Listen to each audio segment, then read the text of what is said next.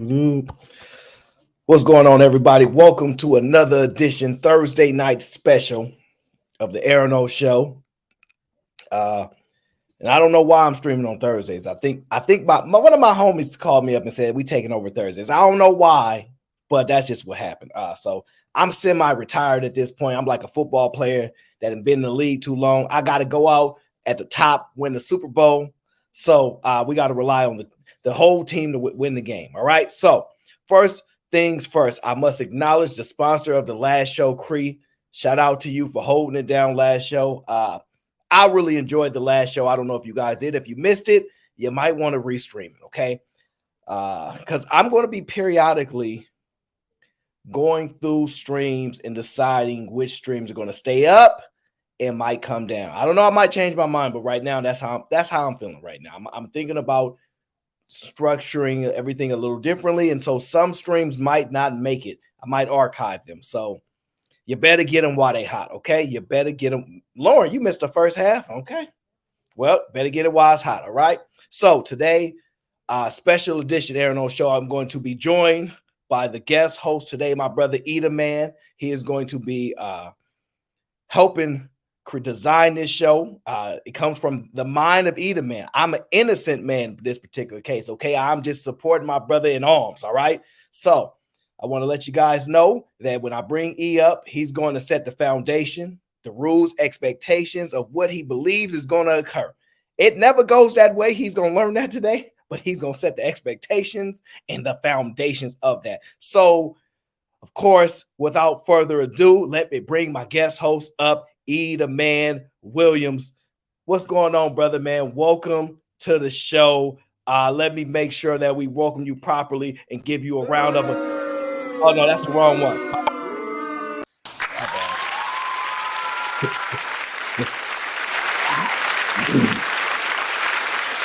Yeah, my bad. I be pressing the wrong buttons. I'm not really good with that kind of stuff. You know how that goes. What's going on, man? What's going on? I'm doing pretty good. How you doing on this Thursday night?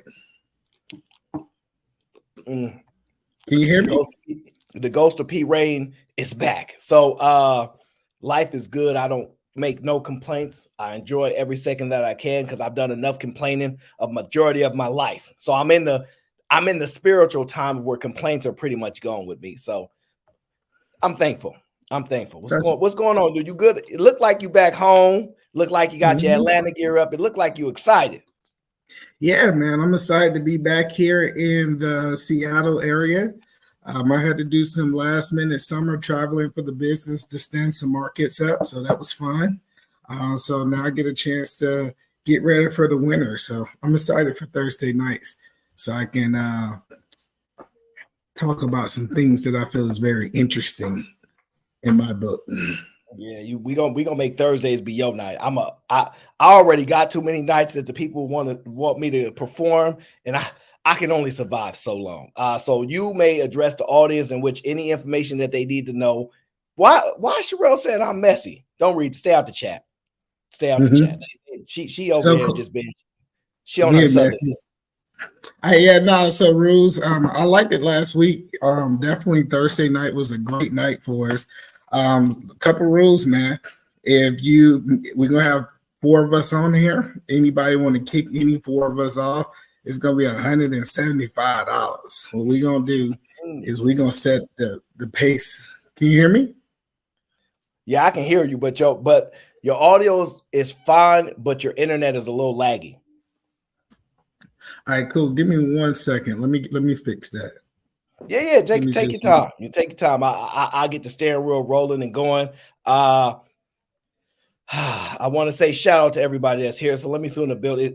Bear is up in the building. What's going on, Bear? Miss B Rose is here. I'm sure I know why she's here. She wants to hurt somebody because B Rose has been extra focused these days in these YouTube streets.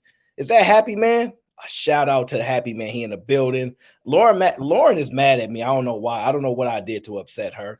All right, so I just hooked up to the $1 million internet. Is that better? Hey, it's looking almost 1 million times better. I ain't gonna lie. Yeah, I had to switch. When your house is over 4,000 square feet, sometimes you got to switch networks, but we ain't gonna talk about that. Hey, listen. Sometimes you got to do that. Listen, right now where I'm at in the Bay, we get like 600 square feet. So you know what I mean. Like we got to work with what we work with, and so one of these days I'm gonna get some more square footage. It just won't be no time soon. Don't do it. Don't do it unless you got somebody willing to clean that house for you. Don't do it, man. You'll be out there clinging on your live streams, man. Like they said, 6-figure job, $230,000 for a housewife. They said that's how much it costs. So I ain't gonna be able to afford that. That's what they telling me it costs. So how was your week? It's been flying by. I ain't gonna lie. It's been flying by.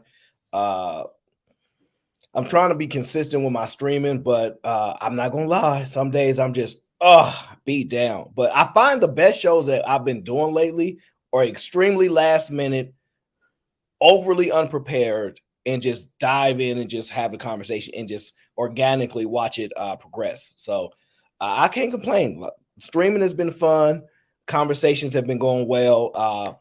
And I'm not really paying attention to what everybody else is doing right now. So I've been relatively offline when it comes to, normally I peek in on other content creators and see what they got going on. I have not been paying attention to nobody the last few days. So I have no idea. I know it's a lot of chaos going on, but my streams are unaffected by that. So I just try to do what we do. And so now we got Either Man causing trouble on Thursdays, and only you can prevent forest fires. So you set the foundation. You said they can't boot you or none of your guests unless they pay $175, which means effectively that ain't gonna happen. So that is a good price because it worked last show. That's good. You got a good number. And essentially, guys, we're gonna bring up one of Either Man's special guests. She goes by many different names, but she's really well known in these YouTube streets by the one, the only Chocolate. Hello, Chocolate. Welcome to the show. Thank you for being here. Thank you so much. What's up, everybody? I am really excited to be here. Thank you. I'm ready to get into the conversation. And I have one question. What made you pick me, Either Man, to be your So I definitely think that it's not a lot of women out there that can kind of hold their own and is emotionally intelligent. So I thought that you can kind of. So I believe me and Aaron is very emotionally intelligent, and I just wanted somebody that I felt they can hold their own. And I feel like I appreciate what you're doing in the community over there in Arizona. Well, I appreciate it. Thank you very much. I'm honored. Let's do this. I'm excited. Thank you, Aaron, for having me, and I'm excited. Let's do something. I'm ready. Listen. I'm just tagging along with Either Man. Okay, so you here, but you're not here. I got you. Just consider me a fly on the wall that may every now and then try to stick my head in the party and see what's going on. But of course, we got a sponsor of the show off the bat. I want to thank my brother, the one and only, who always causing trouble in these streams, was always one of the biggest supporters. Grizz, shout out to Grizz. He says, I've been waiting for football to come back every day since the Super Bowl. It's kickoff tonight, but if I have to choose, it ain't even close. We in here keeping the Arizona street. Gang. Listen, Grizz don't miss no shows. Grizz don't miss no shows at all. So shout out to bro. He always holding me down every single show. He made me unprivate a stream because he would have missed it. I was like, oh man. So shout out to Grizz. So yeah, I want to go ahead and get into the show. I think that this show is going to be it's gonna be a good show. And the reason I want to talk about this topic is because I hear it so often now. Women say, hey, I want a man that's emotionally intelligent. I want a man that really understands emotionally intelligent. And not only the people here on YouTube, but people that I've been talking to, coaching, is saying that I can't find a man to be emotionally intelligent, right? Interesting. I want to have this conversation. I'm gonna tell you my theory before we get started. Okay. I actually believe that men are more emotionally intelligent than women. And we're gonna dive into this a little bit deeper. I think that as we start having this conversation, I think it's a lot of manipulation is going on when people say that a man is not emotionally intelligent. But we gonna Mm-hmm. dive into it tonight so that we can Okay. talk about what emotionally intelligent is. So first, I'm gonna do is I'm Mm-hmm. gonna kind of share my screen real quick. Aaron, can Okay. you share that screen real quick for us? And hello, everybody. Thank you for the love. All right, Chocolate, can you please read that for me real quick? Can you see it? Oh, All she's right, muted. here we go. No, I got it. You guys can hear me, okay? No Mhm. lag or anything. Okay, good. So, emotional intelligence is the ability to manage both your own emotions and understand the emotions of people around you. There are five key elements to EL: self awareness, self regulation, motivation, empathy, and social skills. That's what Mm. it is. So, based on this definition, do you Mhm. believe, Chocolate, that men have the ability to manage their own emotions? Some do. Okay. Some do. And based off this definition, do you believe women know how to manage their own emotions? Yes, there are some women who are self aware, who understand what is going on about, kind of like giving you example, people who say, I can feel the energy in the room shift, Mm-hmm. right? You walk into a room and you're like, I don't know if I'm gonna stay, but it seems something's not right. That Mm-hmm. to me is that's that yellow light for you to go, okay, let me see if there's something I need to check on. So let me make sure I hear this correctly. Are you Mhm. saying women intuition is emotion and intelligence? Yeah, intuition is part of it as well. Because everybody doesn't have the same amount of discernment. Everybody doesn't have the same ability to go, okay, I see this situation one way. I'm seeing Aaron O sees it another way. You see it another way, right? The self awareness is that I understand that even though we may not agree, that doesn't mean I can never talk to you again, right? I don't have to start calling you names and jumping around and spitting around because I can't combat what you're saying. That's self awareness and self regulation because now you're reading the room, you understand who you're talking to, and now you're able to commit and say what's on your mind.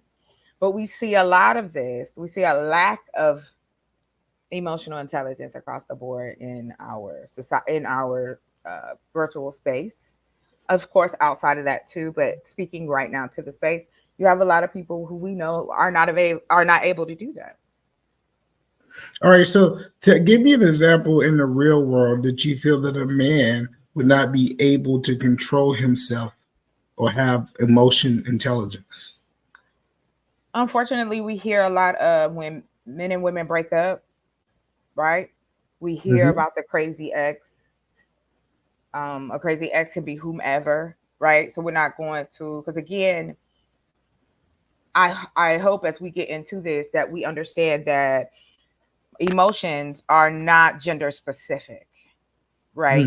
Because if a man feels a certain type of way, he may process and respond differently, but it's still the same thing. We're breaking up. I'm okay with it. Either man is out here looking in my window, talking about, baby, we can make it work again. Now I got to So, get a restraining order. so chocolate. You know? What I'm looking at, say for Mhm. example, when she flattened the tires, she busting out your windows, Right, she keying exactly. your car. I feel Yes, like that is a lack of emotional intelligence, and but I that's the think you would same see. on. Go ahead. I'm so I, sorry. think, Go ahead. I don't know too many dudes that's out there busting windows, flattening tires, keying cars. I don't think that that is a realistic thing. But I Are will you saying? say, yeah, and I apologize. It's not going to be realistic for you because that's not your path. You are a married man. You are not dating, and you're not a woman. So those things kind of take you out of the race. Okay. So, and the one thing we have to also be honest, just like a woman will tell her friend something to make the relationship seem better than it is, it's the same with a man. It's like she ain't said nothing to him, but in his mind, they're together. this is emotional. This is the lack of emotional intelligence. Understanding that just because you want her or just because you want him and they might not want you anymore, it is now up to you to cope. And so what a lot of people do is they go in extremes, right? Some people can walk away and say, hey, we did this, it's over. And the reason I'm using breaking up is because that seems to be like a huge thing. It's like divorce. You've been in a relationship for years. The man is feeling this. You got a contentious battle with the children. And then somebody, you know, get into delete mode. That happens a lot on both Well, sides. so let me tell you, I believe that men can have sex with women and not assume that it's a relationship. Mostly women assume, like, once you give them that good D chocolate, they be like, hey, we in a relationship now. So that example that you're saying, I think is more of a woman thing than a man's thing. I have to disagree with you, sir. Because again, it goes back to what I say. If we're gonna, my theory is, which I think it's not just in theory, we can check those facts. Men have the men have been raised in the society to deal with their emotions outwardly, whether that is to work all day and make money, whether that is to have as many women, or is that have as much power, be a presence, not feel like they're behind the scenes, But we seem to forget there are a lot of men who are comfortable being behind the scenes. There are men who are okay with not being boisterous and loud and talking about this and talking about that. You got your gentle giants, you got all kinds of men. What ends up happening is that when we make statements like that, what study did that come from? Like who took a I would believe a poll in this chat before I would believe these made up statistics of how women, oh, if you like good D, you gonna go crazy. Let me tell you something. It's been the complete opposite for me, honey. Okay. I don't ask for it. They give it freely. And then I tell them, listen, don't be upset when you obsessed. I can't help you. And that's the thing. You So have to be, you know, able to know that just like men can have an emotional tie during sex, so can women. These are not gender specific, yo. I can stake a lot on that because we know that men will not tell other men how they talk or how they are within the relationship until I, I it's really got you. good or So it's really bad. let's break it point by point. So do you believe that Okay. women are more emotional than men? No, So I do not. your stance is that men are more emotional than women. Can you elaborate on that a little bit? You see a lot of men pull tantrums, and I know y'all know exactly what I'm talking about. The ones who want the attention, who can't stop, talking about folk, the one who is so upset that everybody is not on their side. We used to use the term narcissist. You heard that a lot as well here too. Um, Narcissism has many faces. It's not just one particular action. And the reason I say men can be more emotional is because it's an outward act usually. It's not internalized. It's let me go, I gotta go punch something, I gotta go kick something, I gotta go play basketball, I gotta get it off me some kind of way. Because again, we don't raise our sons to be emotionally intelligent. We tell them don't cry. We tell them suck it up, act like a robot, and that's you being a man. And it's So unhealthy. So I actually, where I'm disagreeing at, Yeah. men typically cannot be emotional out loud, and women can be emotional out loud. For example, a man typically is judged by his emotions, and women, if we can see a woman crying right now in the street, we gonna Yeah. say that she's just a woman. Those things is just part of who she is, right? Mm-hmm. So the question that I ask you is, if women based on 2023 are allowed to be more emotional, are you saying that they're not more emotional because they show it? Because most men don't even show their emotions in public. But that's what I mean. That we raise our children to be stoic but it makes no sense. What are you holding all that in? And usually men that have to carry that load of family, of money, of coming in the house, those type of things, that even the FBI says this. You can't put all that pressure on a person and think they may not crack. Now, some men do it beautifully, wonderfully, take care of their family, but there's a lot of men who emotionally are vapid because they don't know how to process. See, that's logic. That's the definition of logic, is how you process all the information that you have, and then what you do with that information. And so what ends up happening is, because we say men shouldn't cry, men should keep their emotions in. A good man is stoic. He don't cry. He don't show nothing. It's about this, this, and this. And that is dangerous. And we can see it in real time. So I think men, just like women, and if we are talking about emotional intelligence, that also comes with the ability to communicate. That's your self-regulation. Is because now I don't have to get up here and yell at y'all, cuss at y'all. I can sit here and have a conversation. Even though I may have had a bad day, even though I'm mad, angry, or however, I am self-aware enough to know that this ain't the time. So I don't think women do that though. I don't think women at whole can control themselves. So as a young man, the first thing that I was taught was to control my emotions. I couldn't just go out in public and be able to have these emotional outbreaks. But when I look at my sister was allowed to be emotional. She was allowed to do all these emotional outbreaks because she was listed as a woman and I was listed as a man. So I actually believe that men are actually taught, when you talk about being stoic, it's actually taught to control those emotions, making sure that those emotions are expressed in the right type in place. And I don't see that women are taught that, because typically women can be emotional anywhere and it's acceptable to society. I disagree with that. I disagree with that wholeheartedly. We can look at this space. I'm not even going to use anything else. Let's look at this space. Let's look at how, like Aaron was saying earlier, there's been a buzz around here from show to show about the different things that are taking place in our reality. And the conversation still comes up with,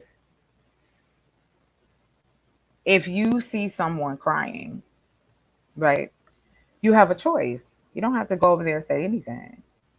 Or you can go over there and say something.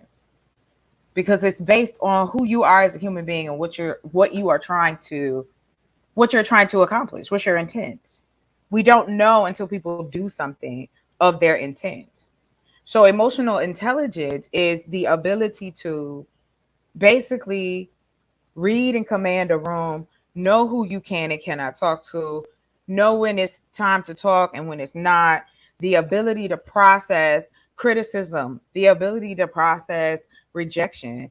Those seems to be a huge issue. Let me acknowledge the super chats that came in, because I got the GBG gang in the building. All right. And I got Granville. He says, add to the Grizz total. GBG is in the building. Big stepping. Let's go. Keep this credit in the tuck for me, AO, just in case I gotta make a move. So I will add that to the credit. I'm sorry, my pillow just be showing, because I know I sit here and I don't want it to be. Add that to the credit party for him.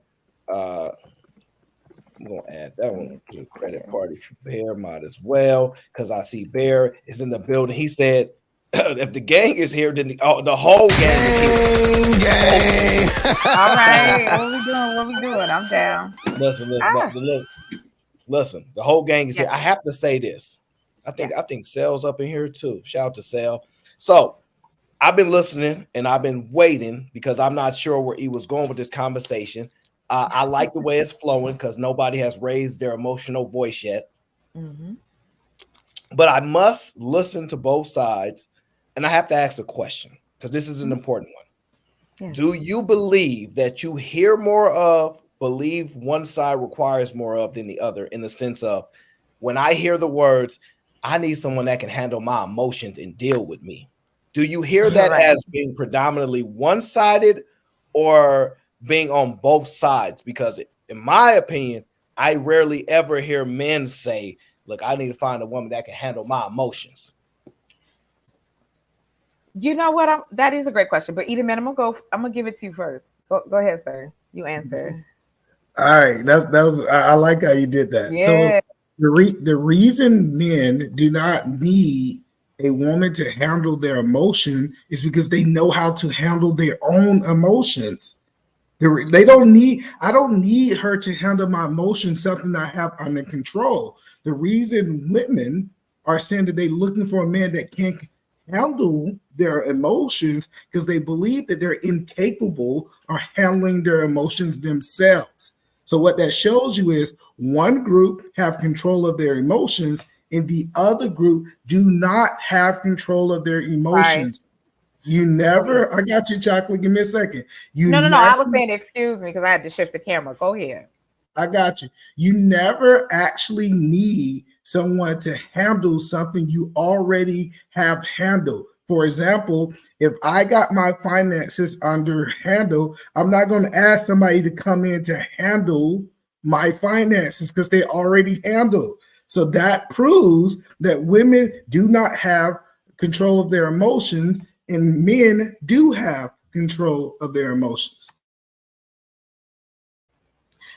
Well, I'm just gonna push back on everything you said. Let me tell you that up front. But before you push back on everything he says, respond to my question first and then punch him. But after. Okay.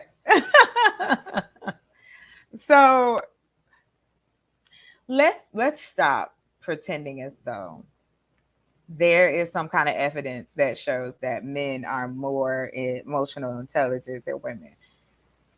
Again, I'll stick to it, stay in my square. Emotions are across the board. Men and women both. It is how we react. That's just the only control we have. Is how we react to someone's actions toward us or someone's actions that may trigger us. Then those emotional, intelligent steps should be going through your mind at that moment, right? Is it important for me to go off and cuss this person out? Or is it more important to me than to just wait my turn, say what I have to say, and then go from there? Because there's a lot of energy involved. And again, to go, well, women cannot hold their emotions, that in itself is a fallacy. Because then if that was the case, you wouldn't have women in certain positions if we didn't have emotional intelligence, being judges, doctors, lawyers, teachers. There are plenty of things and jobs and careers and lifestyles that a lot of women have where they're very self-aware. You say women don't do it, but you're talking to a woman who's self-aware. When there was the movement of Black women doing the work, right? They were talking about shadow work and all those type of things. I remember that it was on YouTube all over the place. What that was a movement of women trying to get rid of the baggage and the pain and move forward with certain things in their life. Men don't do that. So, and if they do it, they are ridiculed for it if they say it in public. But it's just like this. If you can't control what that's going to look like all of us were here already. This stuff was already here, and then we got dropped into it, and we all had to learn how to navigate through it. Right? Nobody told us that. Okay, you need to, chill out, or you need to do this. We all learned it on our own with the bumps and bruises. So again, it is not gender specific. It's just not. Well, You have no, men who, but men, hold on, man. go ahead. And this is to what Aaron's question was. It's both. It has always been both. You have the same person who will go out and key someone's car, but you also have the same dude that'll come up to your job and try to get you fired because he yelling and screaming. You feel what I'm saying? So there's people who do it. We see it every day. We can sit here and pull up at video after video of men and women both making horrible decisions based on what they felt deemed was the right thing to do for them at that moment. So it teeters, and I think more men need more men need the permission from other men to be comfortable in their emotions. Because again, you have to remember, we didn't set this society up. You know what I mean? We had to fall in line just like everybody else. And I do believe that men and women both need to work on that. They need to realize that there's nothing you can control. Never another human being. You can only control what's up here and then how you react to the world around you. Go ahead. I'll put it. Let's go. I'm gonna have to acknowledge the GMG G gang. And I understand. I understand. She says the GBG lady is in the building. The gang is here. Yeah, a whole lot of the gang is in the building. I'm not gonna lie. You know, the answer to my question though is that women typically are the ones that are overtly outspoken about a man needing to manage their emotions. Not so much. That goes back to what I was saying. It's about self-awareness and control. If a woman is saying that, I believe that's a red flag. Pure point blank. If I was a man, I'd say no to that. That's not a red flag. That's a woman being honest, because a man that has a high level of what you guys in these day and age consider emotional intelligence has the ability to manage his emotions and yours. However, the inverse is not something that y'all looking for. Y'all not looking to be doing that. I'm not trying to manage no grown man. They barely want to take care of one. Okay, so like managing his emotions, y'all don't want that responsibility. You want the responsibility to be on him to manage your emotions and his. Unless I'm missing something. I just have to say this. That in itself is interesting because to have emotional intelligence in the definition sense, you also have to be a good communicator, right? Because if you're self-aware, you're also going to know how to communicate that self-awareness or those particular things that bother you, trigger you, or cause you, whether it's happy or good, whatever, if it's sad or messed up, whatever, you do that every day. You understand what those triggers are. I don't believe that there is quantification of this, because it's like we may all react to something totally different. One thing, and hey, Robbie, and we all may react to something different. I mean, why is it that what I'm not hearing is what exactly is that example of a man who is emotionally intelligent in compared to these women, and not just, oh, I'm keying your car. There has to be other things in the mix to let you know, okay, this person is unstable or this person is stable enough.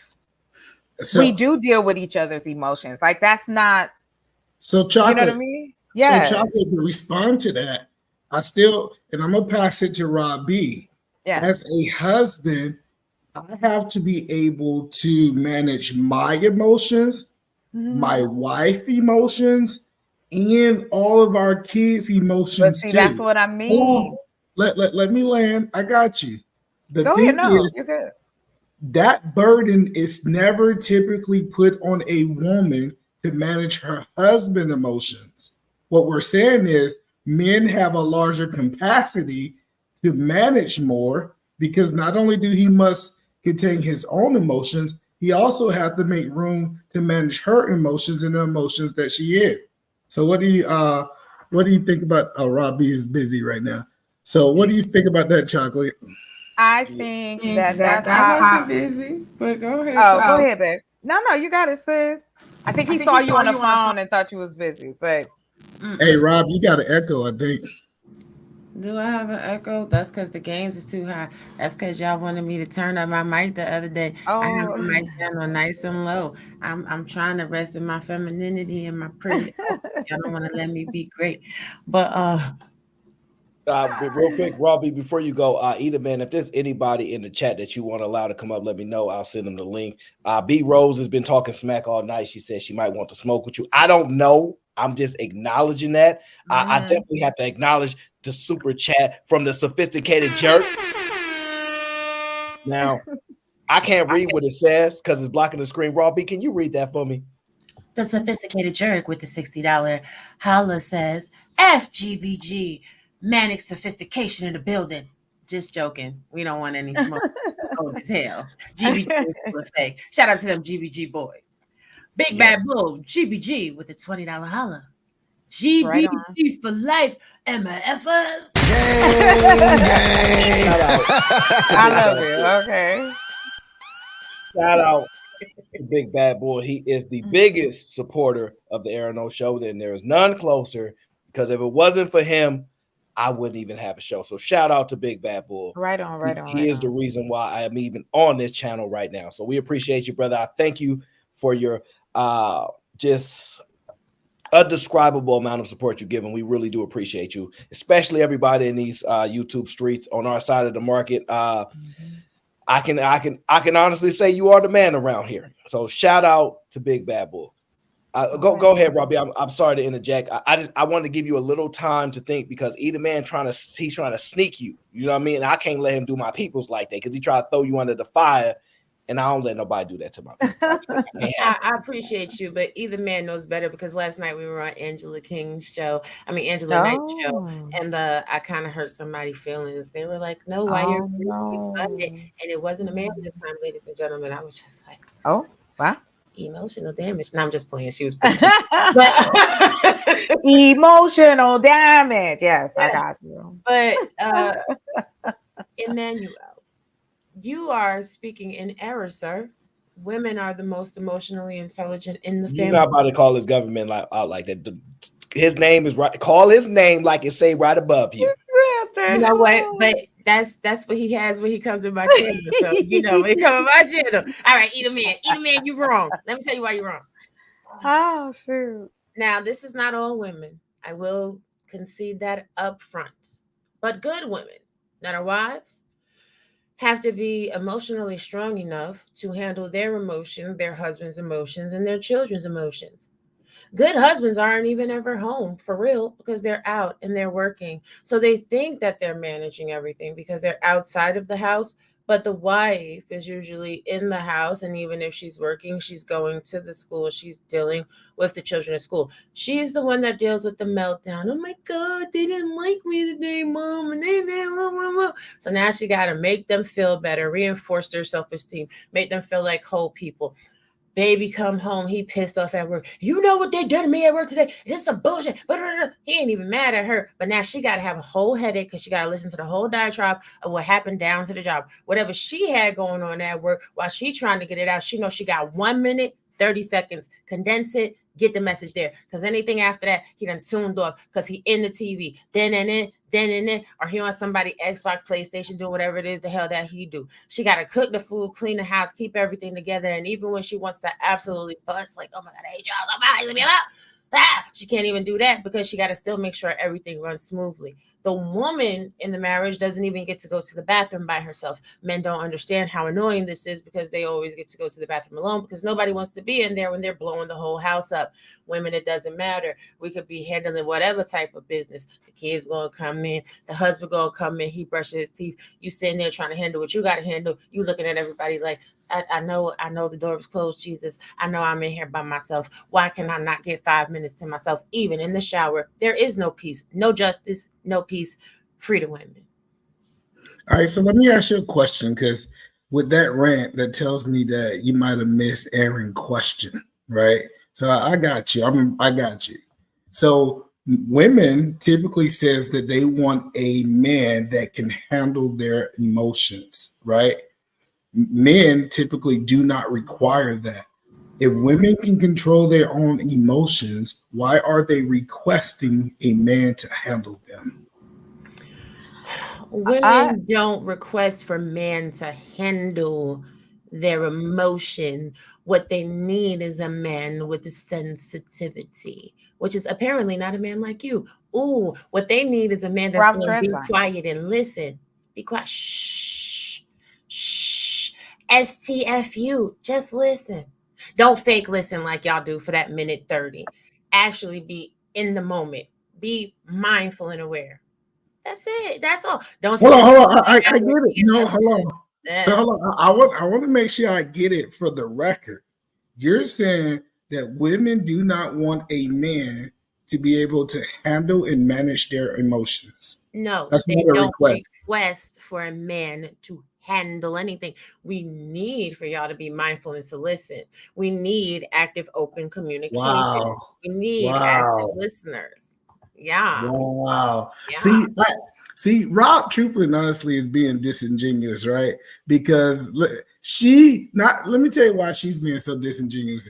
I know that she have friends.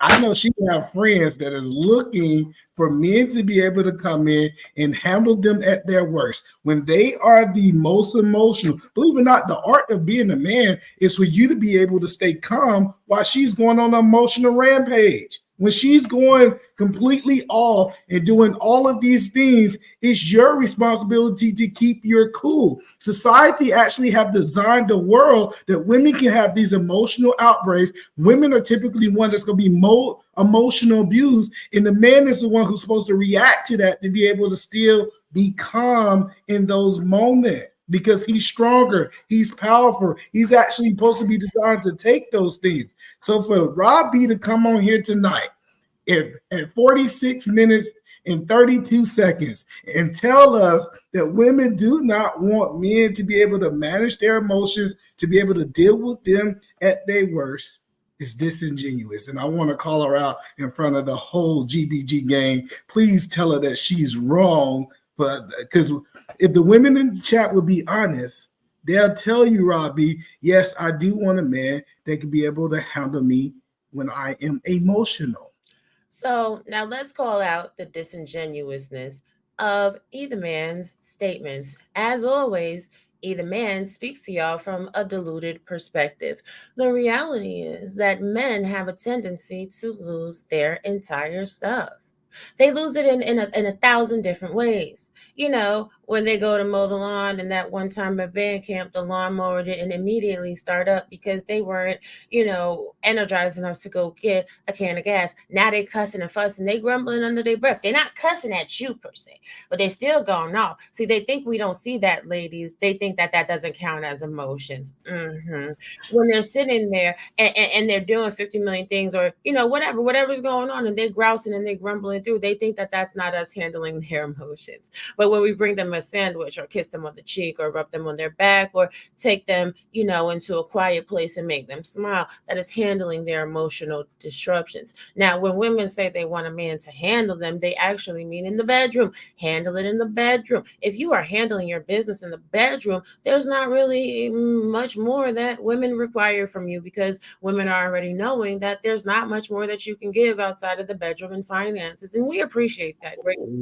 which is why the good ones hold you down like steel. I'm just saying real quick. Well, there is a level that we have to understand, right? Because I do believe that there are women that have covert emotional intelligence when it comes to managing, but it's not overt, and it's not necessarily a requirement by society. However, the inverse is a requirement by society for the man to be able to manage, to take in the emotions, harness it on the inside, and respond appropriately to control situations. But I'll give you the better example. If either man come to me and say, I got a divorce, bro. I said, bro, what happened? My woman wasn't managing my emotions, bro. I couldn't do it no more. He'd get jumped, beat down, dragged all through the hood, everybody. And now if his wife comes to people and say, Robbie, I'm not gonna lie, I was with either man, and I was stressed out. He wasn't handling that. He wasn't doing what a man's supposed to do. He wasn't easing my mind. He wasn't making sure I'm in a safe space. So I had to leave. Most people would say she's more in the right than he ever will be. Thank you, Would B. you disagree with that statement? I do disagree, but thank you, B Rose, for stating that in the chat. That's not emotional intelligence, though not the right terms. The reality is, men are emotionally unsafe, and they do go and complain to their friends about it, because we know from Napoleon Hill that sex is an emotion for men. So when men are not getting sex, they're not getting their emotional needs met. When a woman has gone on strike and she's not cleaning the house and she's not cooking and she's not paying him attention, that's not meeting his emotional needs. Men's emotions and women's emotions are decidedly different. The things that are important and the things that they express. When men go around and they're complaining about their woman, that is them expressing to their partner, to their homeboys and stuff like that, their emotions. They just don't express it to their woman. That's indifferent to intelligence. Expressing your emotions and intelligence is vastly different things, right? So you're describing how the two different ones express their emotions, right? No. What you said was that if a man went to his friends and he talked about his emotions, society would look at him a type of way. What I'm saying to you is men do go to other people and express their emotions about the relationship, because when they're complaining about the sex they're not getting, the problem is their emotion. The problem with that statement is you limit it to sex, which is fair. The problem is the women complain about the same thing. So it's i.e. the same. There is no difference. You said they're differently how they complain about their emotions. And I'm saying women complain about their emotions not being met sexually, just like the man can. Now, what added things make them differently? But I want to thank you for admitting that it's the same. No, I'm not.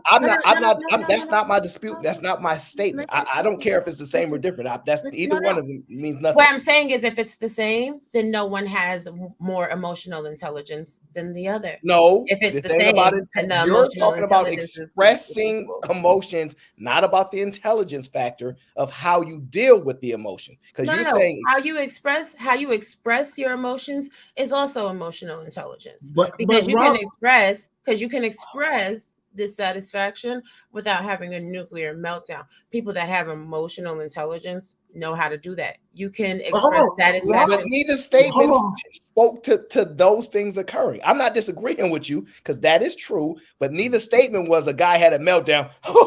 She ain't sleeping with. We never made no statements like that. What we said was, if a woman decided to leave because she was stressed out and a man was not meeting that, people would be like, that's a man's job to make sure his woman's straight. Women, on the other end, it's his job to make. He's the leader, right? That's what y'all keep claiming. He's the leader. Because now if you're going to give a level of culpability to the woman, that indicates a level of responsibility. So now we start to open that door up a little bit. Right. So in the responsibility again, I'm right. Can you highlight Shay Mac's comment when it comes to a family more often than not? I'm not looking at no who has to manage everyone's emotion, the husbands and the kids. J Mac actually been established in literature. All right, but hold on, because more often than not, it's the woman who has to manage everyone's emotions. The husbands and the kids is actually that's still not true. Like, we don't care if they wrote it in the book or not. Still not true.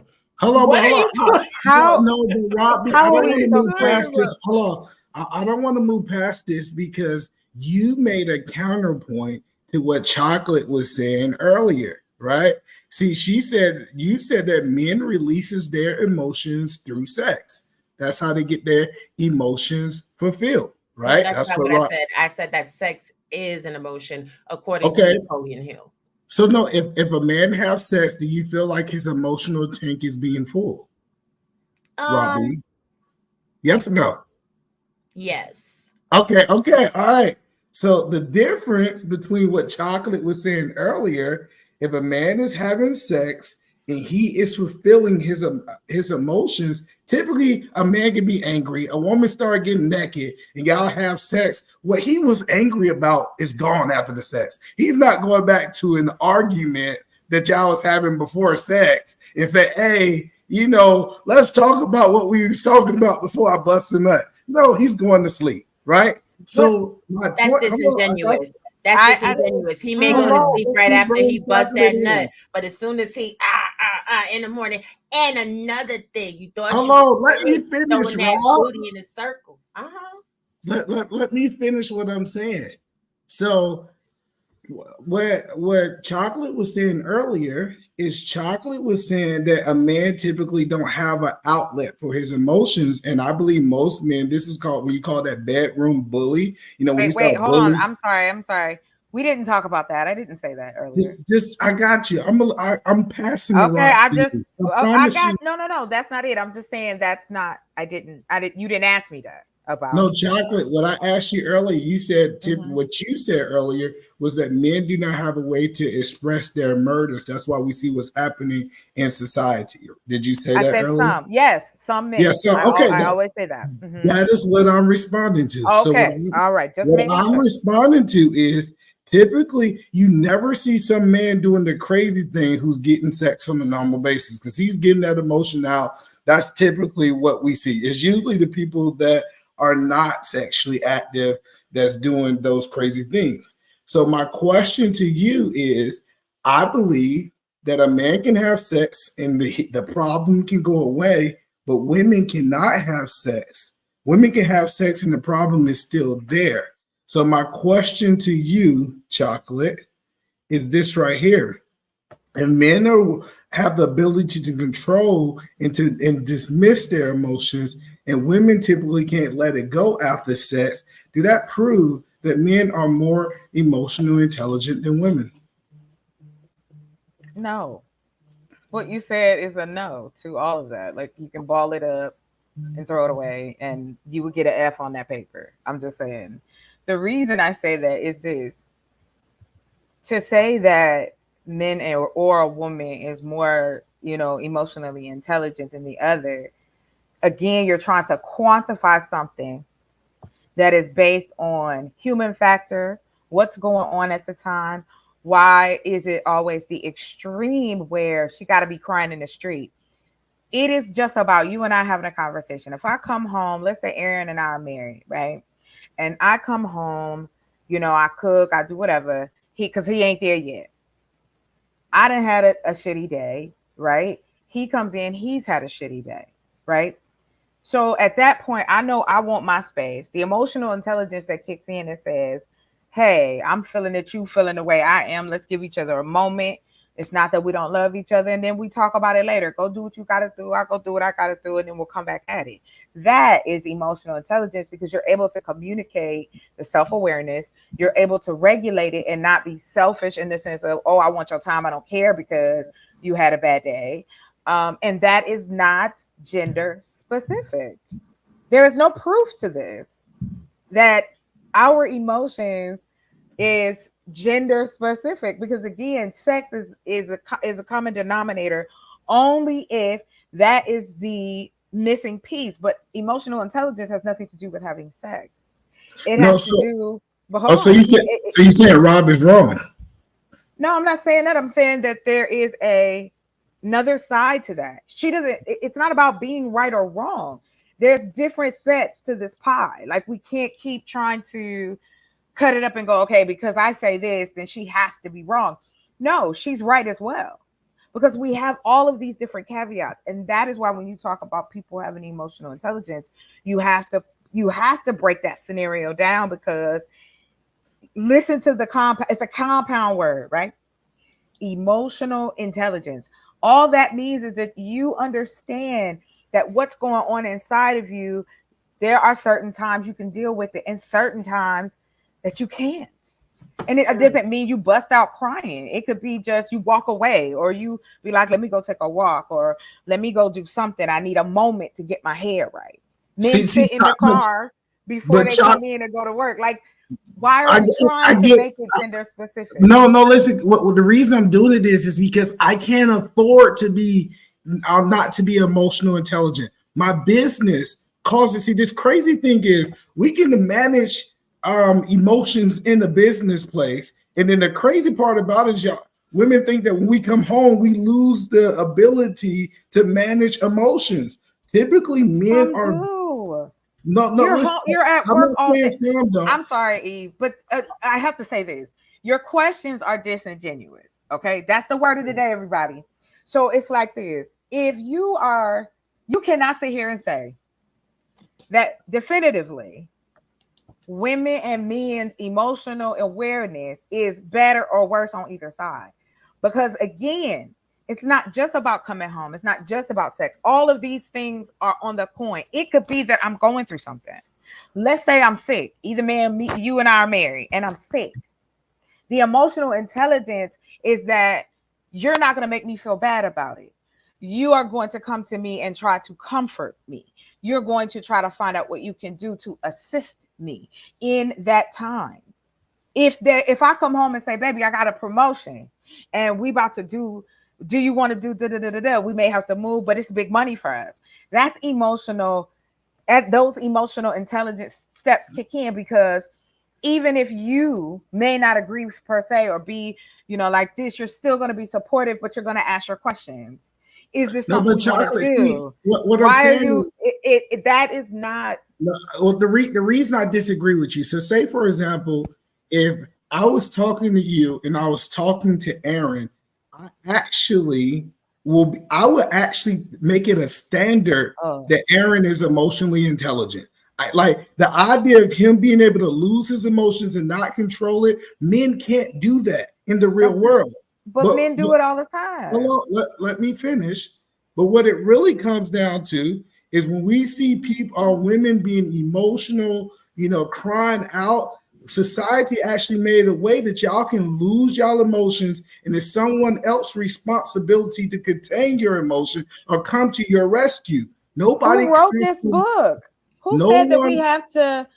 Why can't we change the rules? They don't have to be this way. Like nobody is forcing us to be this way. And if we are now self-aware that there are other options, other ways to talk to each other, other ways to communicate, other ways to look at how our relationship is, why are we still in this place where we're like, oh, emotional intelligence is this, emotional? No, it's all of those ranges. Listen, it ranges across the board within a relationship. Chocolate. Go ahead, ma'am. Yes, because you're screwing up society with your theories that have absolutely no foundation in anything except your feelings. I'm sorry, are you talking to me? Yes. How you doing, sir? Of course, feelings are going to be a part of any conversation, just like biases, just like judgments. We're not going to sit here and pretend we don't do this. Just like everybody's opinion is like an asshole. So what? But there are some opinions that get paid more than others. There is no right? so what. There is no so what. No, I'm gonna tell you why there's no so what. I'm gonna tell you why there's no so what. Can, but I don't agree with that. There is no so what, because there are people out here in the world who actually have jobs that matter. We're in the world right now. And actually, can I please finish? Sure, we actually have people in the world that have jobs that matter and have whole industries that depend on them, and they can't do things just based off of their feelings. Well, they do, or they are doing things based off their feelings. I don't. Yes, ma'am. Yes, ma'am. Don't allow yourself to be triggered. Oh, I'm not. I'm not triggered. I am trying to trigger her. I'm stating facts. I find it really interesting I find it really interesting that whenever a man speaks the truth, it's triggering.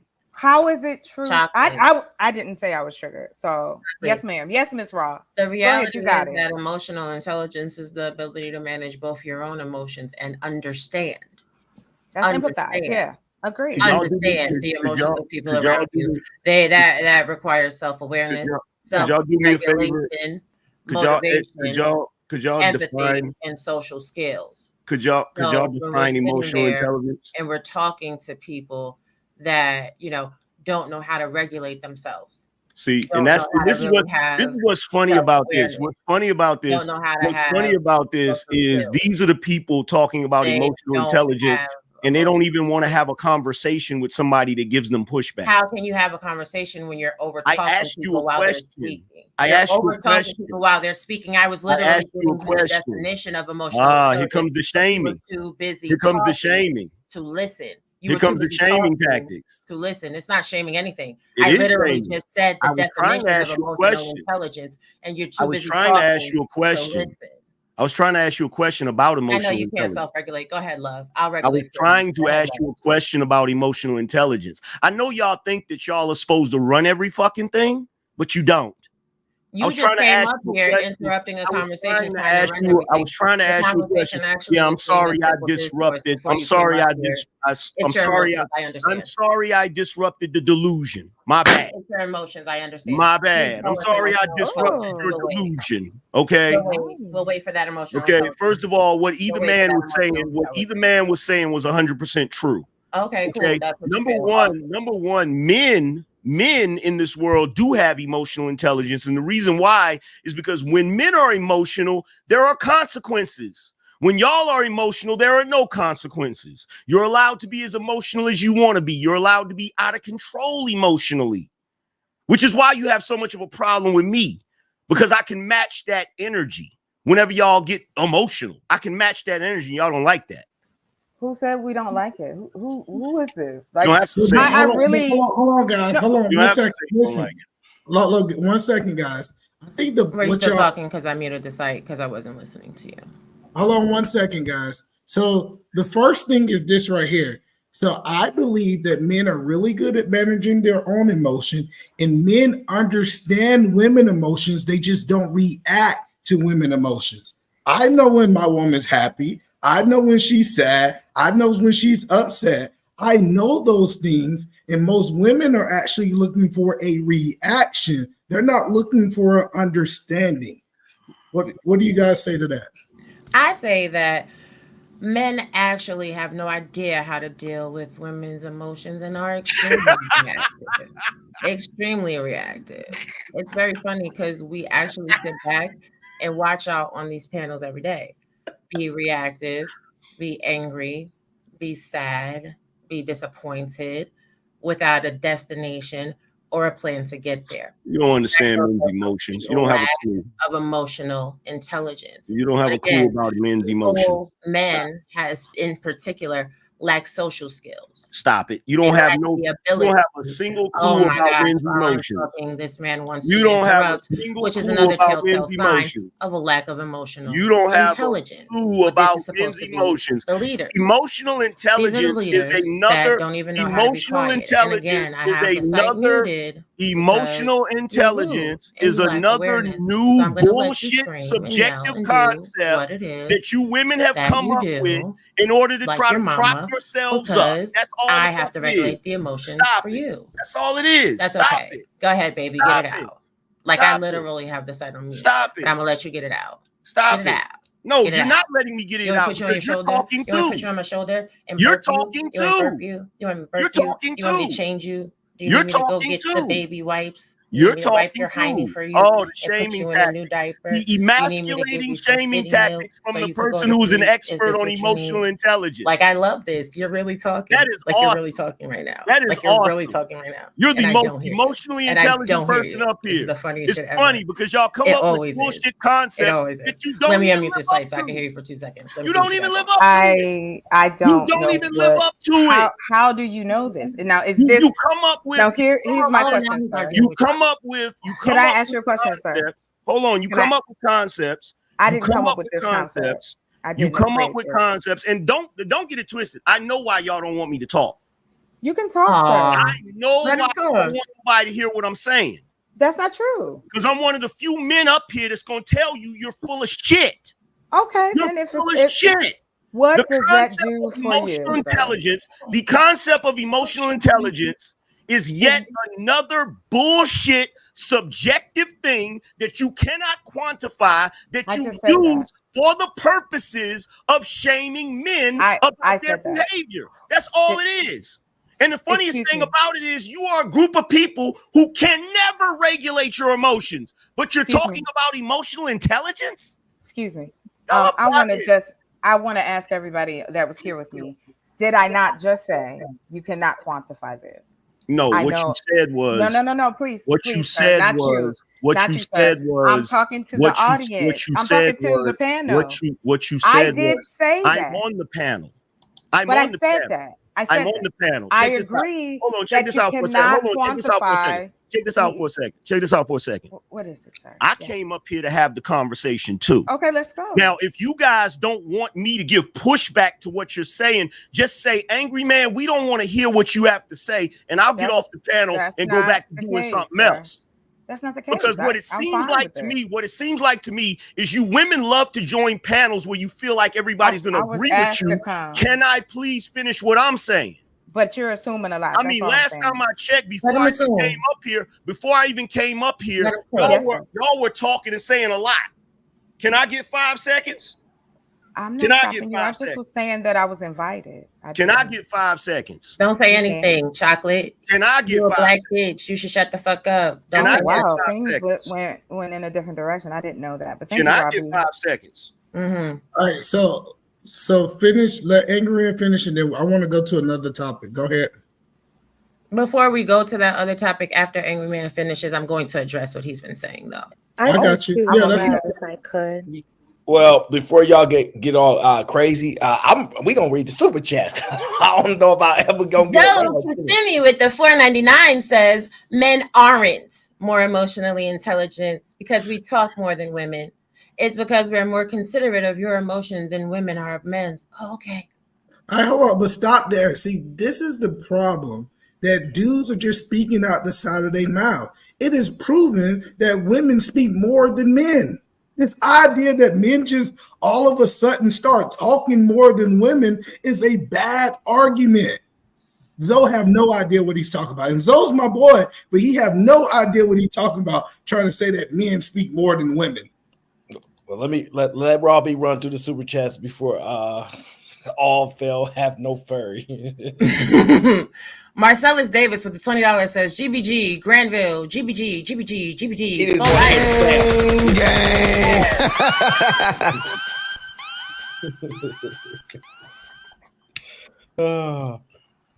Hold on a second, because I'm adding to the super chats. Let me read this next one. Raw, we need y'all to be the piece of the house. I'm not your piece. I don't know you niggas. GBG Grizzly, $4.99. RB shooting consistently from the deep on the double team on an NFL Sunday and still going to be able to recite the Mahomes stats line. True queen, love you. Thank you, baby. Love you more. Blue Dream, $5. Either man know he wrong, being up there looking like a cheater girl. Oh, man. Sorry. He said it. Cool. AM is substantiating Raw AB's argument. She is shooting a Kobe fade over the whole panel. Aaron, please reset and help the men out. It's looking vicious right now. This is a bad beat at the moment. Which is the whole purpose of the concept of emotional intelligence. Is whenever a man gets emotional, whenever a man. American First Rifleman with $10. Drop Raw for 10 miles. Aaron didn't say a word. He didn't say nothing. He said, let's read the super chats. He said, let's read the super chats. But stop speaking for Aaron. Aaron could have interrupted me. He said, let's read the super chats. So as a content creator, you should realize when a content creator says he would like to do super chats on his channel and give appreciation to his chat, you should respect that. This is why. Respect that. You should kiss my ass. You should respect that. You should respect that. You should kiss my ass. You should respect that. You should can I ask a question between y'all? You should respect that. We're not finished with the super chats. Hold on 1 second. You should kiss my ass. It's a super chat. You should kiss my ass. You don't have one. I know you like that. Y'all do like them tongues in your booty. Y'all do love Sukiana. Did you want a finger too? Did you want me to twirl 2 fingers in it? Did you want me to twirl? Pucker up. Well, technically, Robbie, American Rifleman snuck you before you snuck him. Technically, he snuck you. Robbie cannot get kicked off. No, Robbie cannot get kicked off. Oh, you know what? You're right. You're what? I apologize. You're absolutely right. You up here like you got Eater Man show. I forgot about that Eater Man. Robbie, that's okay because I put a $20 and now AFR can be blocked in the chat forever. It ain't shit. It ain't shit. Oh. And now I got a $20 credit. So if I decide to boot somebody else, I just the man got his own show. I know y'all beefing. I know y'all beefing real quick. Shout out to Aaron. What's up, Aaron? What's up, E-Man? What's up, Angry Man? What's up, Raw B? Shout out to everybody on the panel in the chat. Hello. Unlikely. Hi, All right, cool. I think we got There's 2 more. Two more. We got, I can't even. I'm trying to scroll down over here. Kind of That's wild. Zoe Cassimi with the 499 says, I was making a point that talking more than women doesn't make men more emotionally intelligent. Being more emotionally considerate does, but we see that all the time that they don't. I'm confused by that statement, though. What does I don't understand? I don't know. Can you, the reason, Aaron, the reason why it confused you is because it's vaginal talk. That's the reason why. I'm talking about. Wow, you see that? I didn't know. This man is supporting men, and then he's told his vaginal talk. There's a vaginal talk. That's what I said. Now let's get to the facts. I didn't know it talked to me. Now let's get to some facts. The concept of emotional intelligence was first introduced by John Mayer and Peter Sullivan in 1997. Afterwards, another psychologist, Daniel Goleman, a renowned psychologist and science journalist, proposed his theory. So this is actually a concept created by men. Now let's look at the definition of emotional intelligence, so we have an equal footing on the conversation and not talk out of emotions. Let's talk out of logic. Well, here's the emotional intelligence is the ability to manage both your own emotions and understand the emotions of people around you. Here's the thing, Robbie.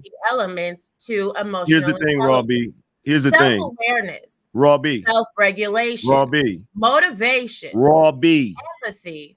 And social skills. So now we know what emotional intelligence is. And when you see people that don't know how to self-regulate while other people are talking, these same people cannot then say that they have more emotional intelligence. And again, people use tactics like this to people that are mothers. Our children do this all the time too. This is the type of emotions. Can you take a moment from gaslighting for a second? Can you take a moment? No, we can't, because that's not the topic of the show. Can you stay on topic? Correctly, a few minutes ago, I had to stop talking for the Cash Apps. Can you stay on topic? The Cash Apps are over. Can you stay on topic? We're talking about emotional intelligence. Cash Apps are over. We're talking about emotional intelligence. And you can't even regulate yourself. Like we're having a discussion. Hold on. Wait. Baby, stop it. Don't be 1 second. What we're not angry man is we're not going to gaslight everybody. I get it. 1 second. And let me say something. No, you should shut the fuck up. That's the problem. You come on people's shows and you want to take over. You don't even know what the fuck the show is about. Shut the fuck up. Shut the fuck up. Shut the fuck up. You and all your angry men need to shut the fuck up. You and your angry henchmen do not exhibit emotional intelligence. When you cannot self-regulate, my nigga, you are not emotionally intelligent. Shut the fuck up. Shut the fuck up. And take that $3 and kick AFR off this fucking channel, please. You husky hyena asshole. Shut up. Shut the fuck up. This is why y'all How did we get here? Why we got? Because of a woman. That's how we got here. Because she don't want me to talk. Wait. Shut the fuck up. Mute just a second. That's how we got here. The man is commanding the show. So if he say mute you, I'm just following his orders. That's how we got here. Wait. Oh, so first of all, ugly ass niggas can't get no bitches. For the women and not ugly niggas. Angry on the fucking internet. Angry on the internet. Acting like children. What the fuck up? Excuse me. So listen, this is what it really. 1 second. What it really comes down to when we start talking about this emotional intelligence and being able to control your emotions, what it really comes down to is we do have to ask the question, and this is the question that I'm going to ask, right?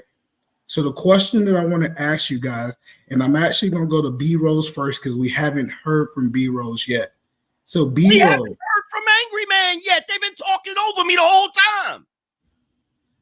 So and y'all told me to stop talking for the super chats, and then when you got finished with the super chats, Raw Biscuits kept fucking talking. Actually, I shared the screen. What do I need to say? Do I need to pay to be able to say something up here? How much? Aaron. Did you see So what listen, This Either Man show. I'm just his How much, guest host. how much do I gotta pay to be able to speak up here? we're gonna give you your opportunity to speak, sir. Sir. Fuck. I'm Listen. sorry I interrupted y'all. Like a bitch. Y'all where everybody Acting like a bitch. agreeing. Acting like a bitch. I'm sorry. I'm sorry. Shut the fuck up, acting like a bitch. I'm sorry. Be emotionally intelligent. Stop acting like a bitch. I'm sorry I Stop acting like a bitch. interrupted You acting like a y'all bitch. bullshit. I'm Acting sorry. like a pussy bitch. Shut the I'm fuck sorry. up, bitch. See that shit? God, You shut see that? up. You see that? God, shut That's why up. dudes don't want women in these spaces. Right there. We don't Because have I to don't be agree here. with her. I mean, she can't control herself. I'm a Angry bitch. Man just wants to talk real quick. Have a circle jerk. Jerk yourselves off. Go. Nah, Angry Man just wants to talk without you talking over him, Raw B. That's Raw B. He just wants to talk without you talking over him. Do that. I don't give a fuck. That's We don't have to be emotional here. intelligence. No, you acting like a bitch is not emotional intelligence. That's You emotional acting like a intelligence. bitch is not emotional That's intelligence. emotional intelligence. You've been acting like a bitch. That's You've been acting like a Hey, bitch. listen, hold on. You're the wrong one to be sitting here trying to be a That's fucking emotional proponent of emotional intelligence. intelligence. You don't got it, homie. You Emotional don't. intelligence. You don't. Emotional intelligence. You don't. Emotional intelligence. You don't. You're a child. Grow Check up. this out. A person Grow controlling their Grow emotions up. has nothing to do Grow with them up. saying something you don't like. Grow up. Okay? Someone you being able says to something that you self-regulate has don't everything like. to do with emotional Someone intelligence. says something you But I don't understand like. definitions Someone escape says you. something you But I don't like. understand That doesn't definitions mean they escape can't you. control Oh my their God, let me emotions. mute while this ugly nigga That's is what that talking. means. Like, shut the That's fuck what up. that means. Shut That's the what fuck that up means. talking. That's Like, oh what my that God, means. you just always want to be See, she don't want no talking. pushback. She don't Always want want no to be pushback. talking. Always Can I trying to say be She don't want rude. no You weren't pushback. invited to the Hold on, listen. motherfucking show. People Wait, are asking want to no be pushback. here, hold on. not for you to come She up don't here want and no act a pushback. fucking asshole She don't want no donkey pushback. like you do every fucking She time, don't want everywhere no the fuck you pushback. go. She don't want no All right. Everywhere pushback. you go, you She don't act want the no same pushback. fucking way, She like don't a want no child. pushback. She don't want no Like a pushback. child, like a Okay, whole hold on, fucking check this child. out. Check Just this angry out. and She don't bitter. want No, no Just trying to pushback. blame everybody else She for don't their want no listen, fucking bad pushback. mistakes. okay. You've made Don't bad want no mistakes all pushback. your Okay, life. the Don't want And it no argument is shows. pushback. over. And it Chill. shows. And it shows. Chill. She don't want no pushback. Chill. So the biggest thing when we're talking about these emotional intelligence is I really want to get into the next conversation about teaching the next generation. So the question that I'm asked, and Angry Man, I'll come to you first, and we'll give you time to speak. And I want to hear from the whole panel because I actually believe that this is some dialogue that can help the next generation. So my question to you, Angry Man, should we be teaching the next generation on how to be emotionally intelligent? No, what we should be doing is we should stop letting women come on panels and take over the panels to where they're screaming over top of men because they don't want no pushback on what they're saying and shaming men by calling them bitches and pussies and all types of stupid ass shit like that because they don't agree with them. That's what we should be doing. This entire concept of emotional intelligence is bullshit. It is something that a bunch of crackpot fucking psychiatrists came up with to fucking use some subjective fucking measuring stick to continuously push the concept of toxic masculinity. That's the purpose of it. But I get why she pulled up that bullshit and read it because she's a woman. She has to go by somebody else's concept instead of coming up with her own. See, I don't have to go by their fucking concept. I have a brain of my own, and I can sit back and observe human behavior just like they can. You understand? The concept of emotional intelligence is bullshit. It's bullshit. And just because someone says something that you don't like does not mean they're not in control of themselves or their emotions. It just means they said some shit you didn't like. God, this nigga is still plain and fucking simple. And see, here's the thing. She's not even stopping now. You gave me the floor to talk, and she's still running her fucking mouth. This is the point that I mean. This is the point that I mean. But and then we get the extra shit. Everywhere you go, who gives a fuck? That ain't got shit to do with right now. Stop trying to get the crowd on your fucking side and deal with what I'm saying, not how I'm saying it. Okay. All right. So now I want to go to Robbie and Angry Man. Can you please let her finish her point? You don't got to do that with me. Nigga, right, cool. please, you stay interrupting. Hold on, Robbie, hold on. Same question. Do you believe that it's important to teach emotion intelligent to our next generation? I believe it's important to keep our children away from toxic assholes that don't know how to self-regulate. I think it's important to stop exposing our children to these people that just want to complain and grift to get $1. I think it's important to make sure our children are around people that have integrity, that know how to comport themselves in a certain manner. And I think, unfortunately, a lot of people on social media do anything for clout, do anything to get to the top, do anything for a check, and entertain things that they feel are beneath them when they shouldn't. Now, I just came out of class because, you know, I'm always busy. And I came here to support you. But as I said in my earlier stream, I'm no longer engaging with sycophantic idiots that don't know how to control themselves, that do shit that is on fucking wax, that you can go back, break down to forensics, how they can't fucking control themselves, yet have the audacity to think they're the arbiters of emotional intelligence, that make inaccurate statements such as emotional intelligence is a theory or an ideology created by a woman to make them feel better. And then when they're exposed that it's actually created by a man, say that those men are simps. I don't have time for this low-level intelligence. With that being said, either man, have a great night. Aaron, I love you. Chocolate, I will talk to y'all. The rest of y'all on the panel, y'all good. Angry man, go suck a dick. Bitch ass nigga. Run away, hoe ass bitch. Run the fuck away because you cannot stand pushback. You all right. Cool. Hold on. Later, She Robbie. called me a name. She called me a name. Stop simping on the goddamn panel. If it's a simp panel, either man, just tell me and I'll go. So first of Can all, I respond to what you said about me? Give me a second. Listen, bro. Here we go. What we're doing is we're going around the panel. We want to get everybody's thoughts on emotional intelligence. I get it. Y'all two have whatever y'all got going on, but tonight is to talk about. We ain't got nothing going on. I'm trying to respond to what she said just now. Since she's gone, I want to respond to emotional intelligence because we haven't got to that. So B Rose, I want to go to you next. Do you believe that we should be teaching our kids about emotional intelligence? Yep.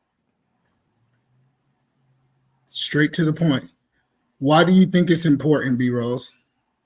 I mean, prime example, the last 5 minutes. But also, I don't think it's peer-reviewed research. And in a lot of other aspects, people respect that. I don't know why it's being dismissed now. But also, I wanted to address that emotional intelligence can be quantified. It's a quotient. It's an emotional quotient. And it was 5 of the things that Robbie mentioned in the definition. It's self-regulation. It's, I believe another one is empathy. These are all ways to measure your emotional intelligence. But what I've noticed up here is that there seems to not be a grasp of the difference between emotional intelligence and emotional maturity. So that's what I want to address. I don't know how far we've gotten from that, but I'm willing to engage with the question. So great question. So I want to go over to Little Black book 91. I want to ask you a question. I know that you do coaching. You do a lot of coaching for relationships. Do you believe emotional intelligence is needed in 2023? Absolutely. 100% it's needed. I think your last 10 to 15, I've been listening behind the scenes, last 10, 15 minutes have actually proven how much emotional intelligence is actually needed. But when you talk about emotional intelligence, you also have to couple it with emotional regulation. Because the ability to be able to understand, process, and also express yourself in the right manner according to what society deems as being acceptable is also important. The last 10, 15 minutes, I didn't hear nothing that was being said because people are calling people bitches and hoes. People are out here screaming and shouting at each other. And actually, it was not a productive conversation. So when you're listening, you miss out a lot of context, a lot of what was actually being said. So that was a prime example of having emotional regulation and also emotional intelligence, being able to understand how someone feels, being able to empathize, being able to perceive, receive even that message when someone speaks, right? In fact, everybody has some level of emotional intelligence. As you're listening to somebody, you are perceiving and receiving messages. Others are better at it than others, but it can be worked on. I think if you're talking about relationships and having healthy ones, we're doing something healthy now, which is, as Aaron, myself, yourself, E as well, as we're talking, we're listening. That's part of that emotional intelligence, that's to say, actually, in this point, someone's talking, let me be respectful enough, obey the society rules and the norms, and listen to what they've got to say. And when I hear what they say, I can agree or I can disagree. But what I'm not supposed to do next is then begin to insult the person. Because when I start to insult the person, I am no longer in the space of conversation. I'm now reacting emotionally, and we call that emotional reactivity. And a lot of times when we're dealing with people, there's too many people that are emotionally reactive. So they stop listening. And this happens in relationships quite a bit, whether it's children and the parents, or whether it's a couple together, or whatever. You get emotionally reactive because you're triggered by something, because they've said something that you don't like, and then it escalates. So emotional intelligence comes in when it starts to say, can I perceive the world that I'm in right now? If Angry Man says something and I don't like it, can I perceive and go, okay, I heard what you said, Angry Man. Maybe I disagree, or whatever I agree. Here's my point of view. And so when you're able to get to that space, I think quintessentially you have far better conversations and far better society.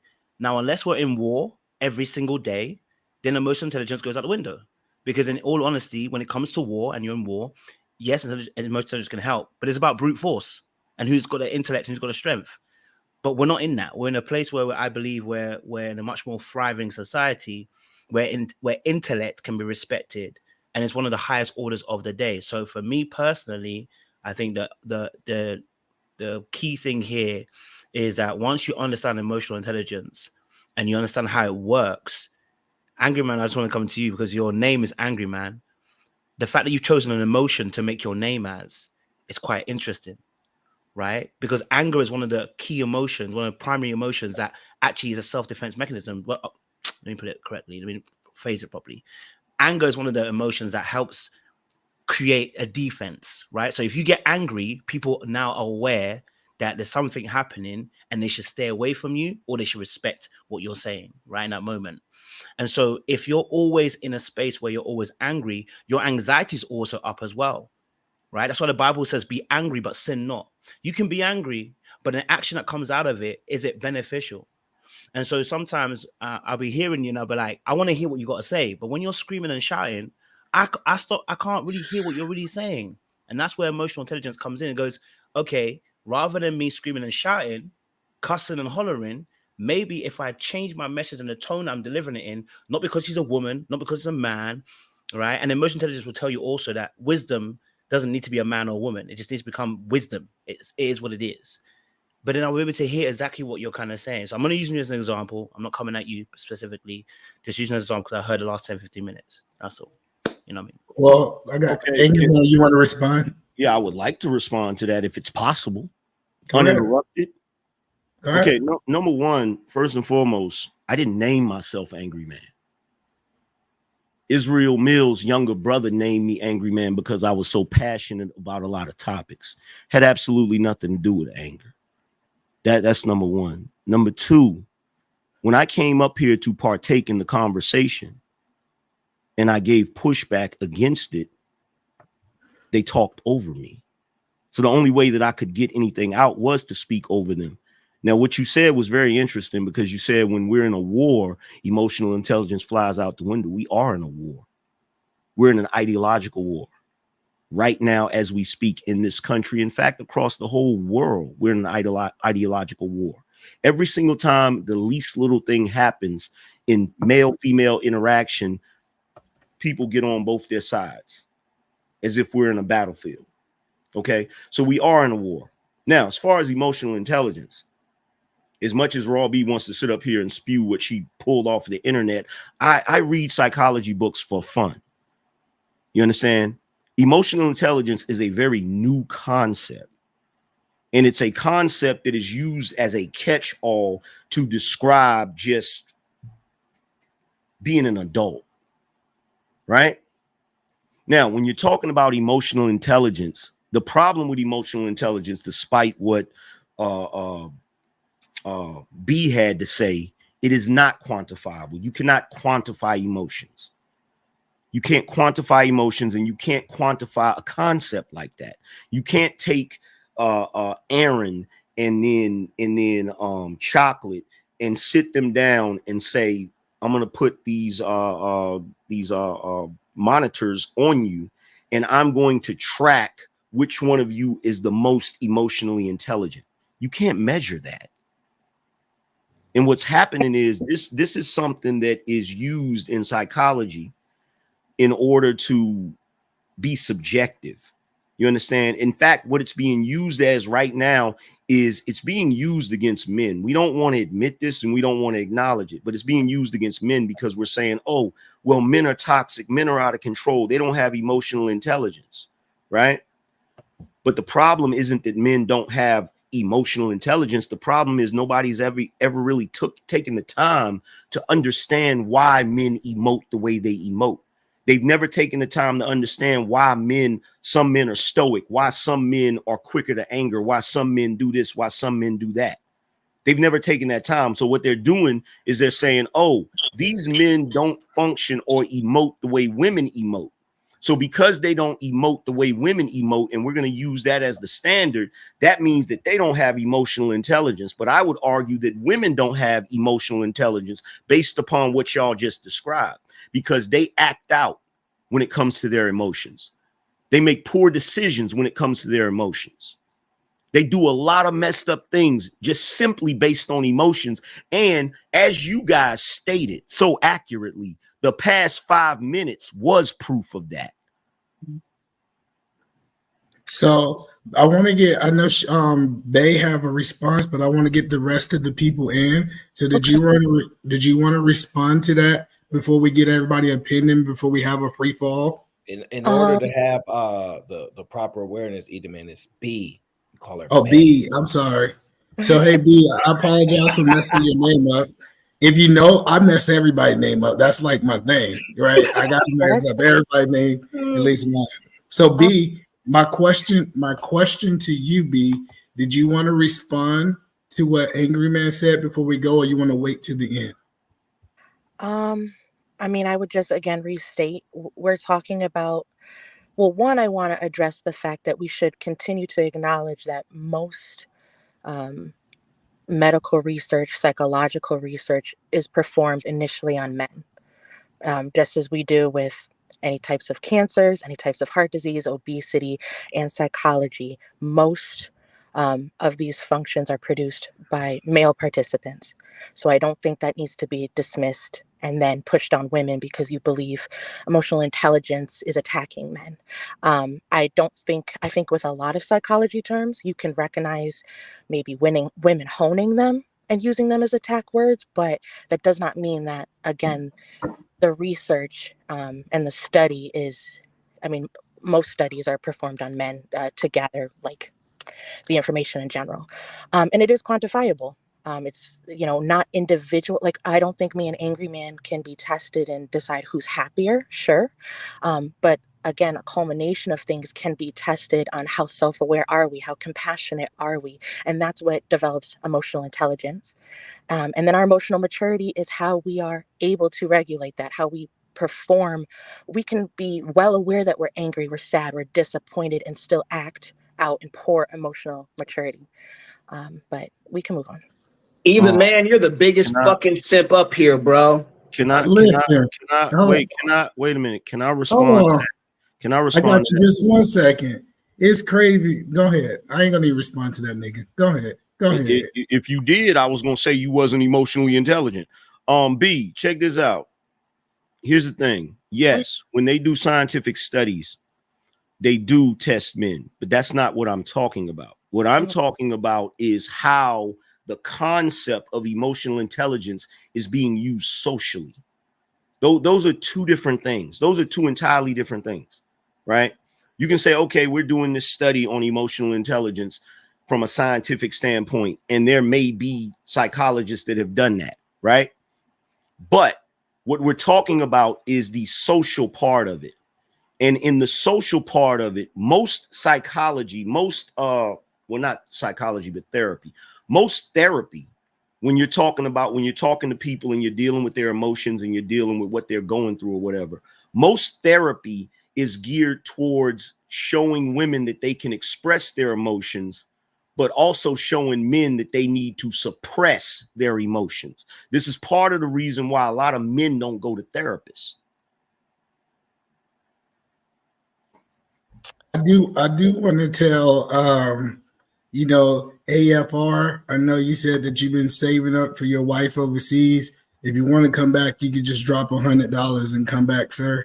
You definitely could do that. But unlikely. I wanna know, do you think that emotion intelligence is important? Should we be talking about it?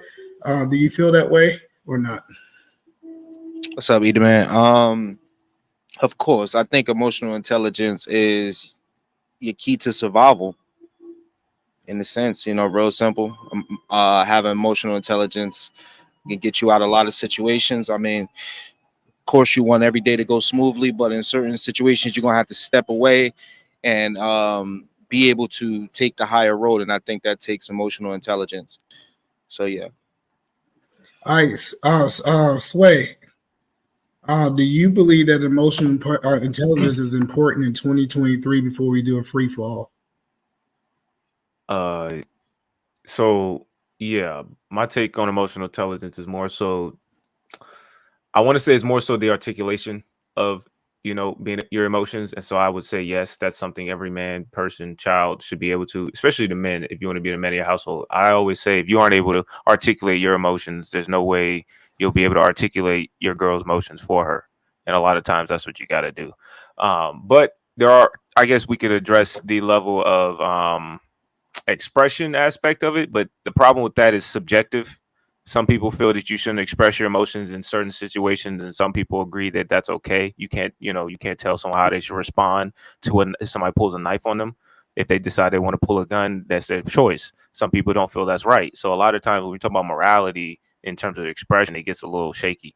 The other thing is, I guess, the reflection part, being able to reflect on your emotions and to be able to channel your emotions into certain, positive ways. You can be angry, but angry for what? Why are you angry, and how does that benefit you? How are you implementing that your life to actually get the goals you want done? Yeah. All right, hello. So scam likely to you. Should we be teaching the next generation about emotion intelligence? And is it important going into the future?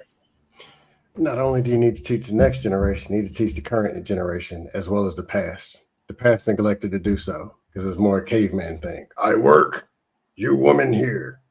There's a fake traditional thing and it's still being pushed. Here's the deal. They keep saying women are emotional. So if a man doesn't have any emotional intelligence, how are you going to talk to his own woman in his household? Then what's going to happen to the kids who are also emotional?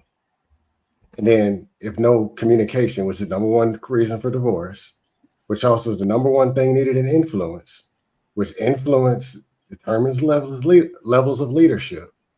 How you going to say, nah, it ain't that important. They done made this up. And you'll hear when people say that, or when people talk about that, you'll hear some emotion I'm trying to make it quick. Then you'll see the defects in emotional management, which comes from lack of emotional intelligence. Then you see defects in emotional management, and a result of violence, chaos, bad communication. The same disorder that you see going all around from the crust panels, dust panels, normal panels, the world. And I ain't gonna hog the mic. I'll just leave it at that.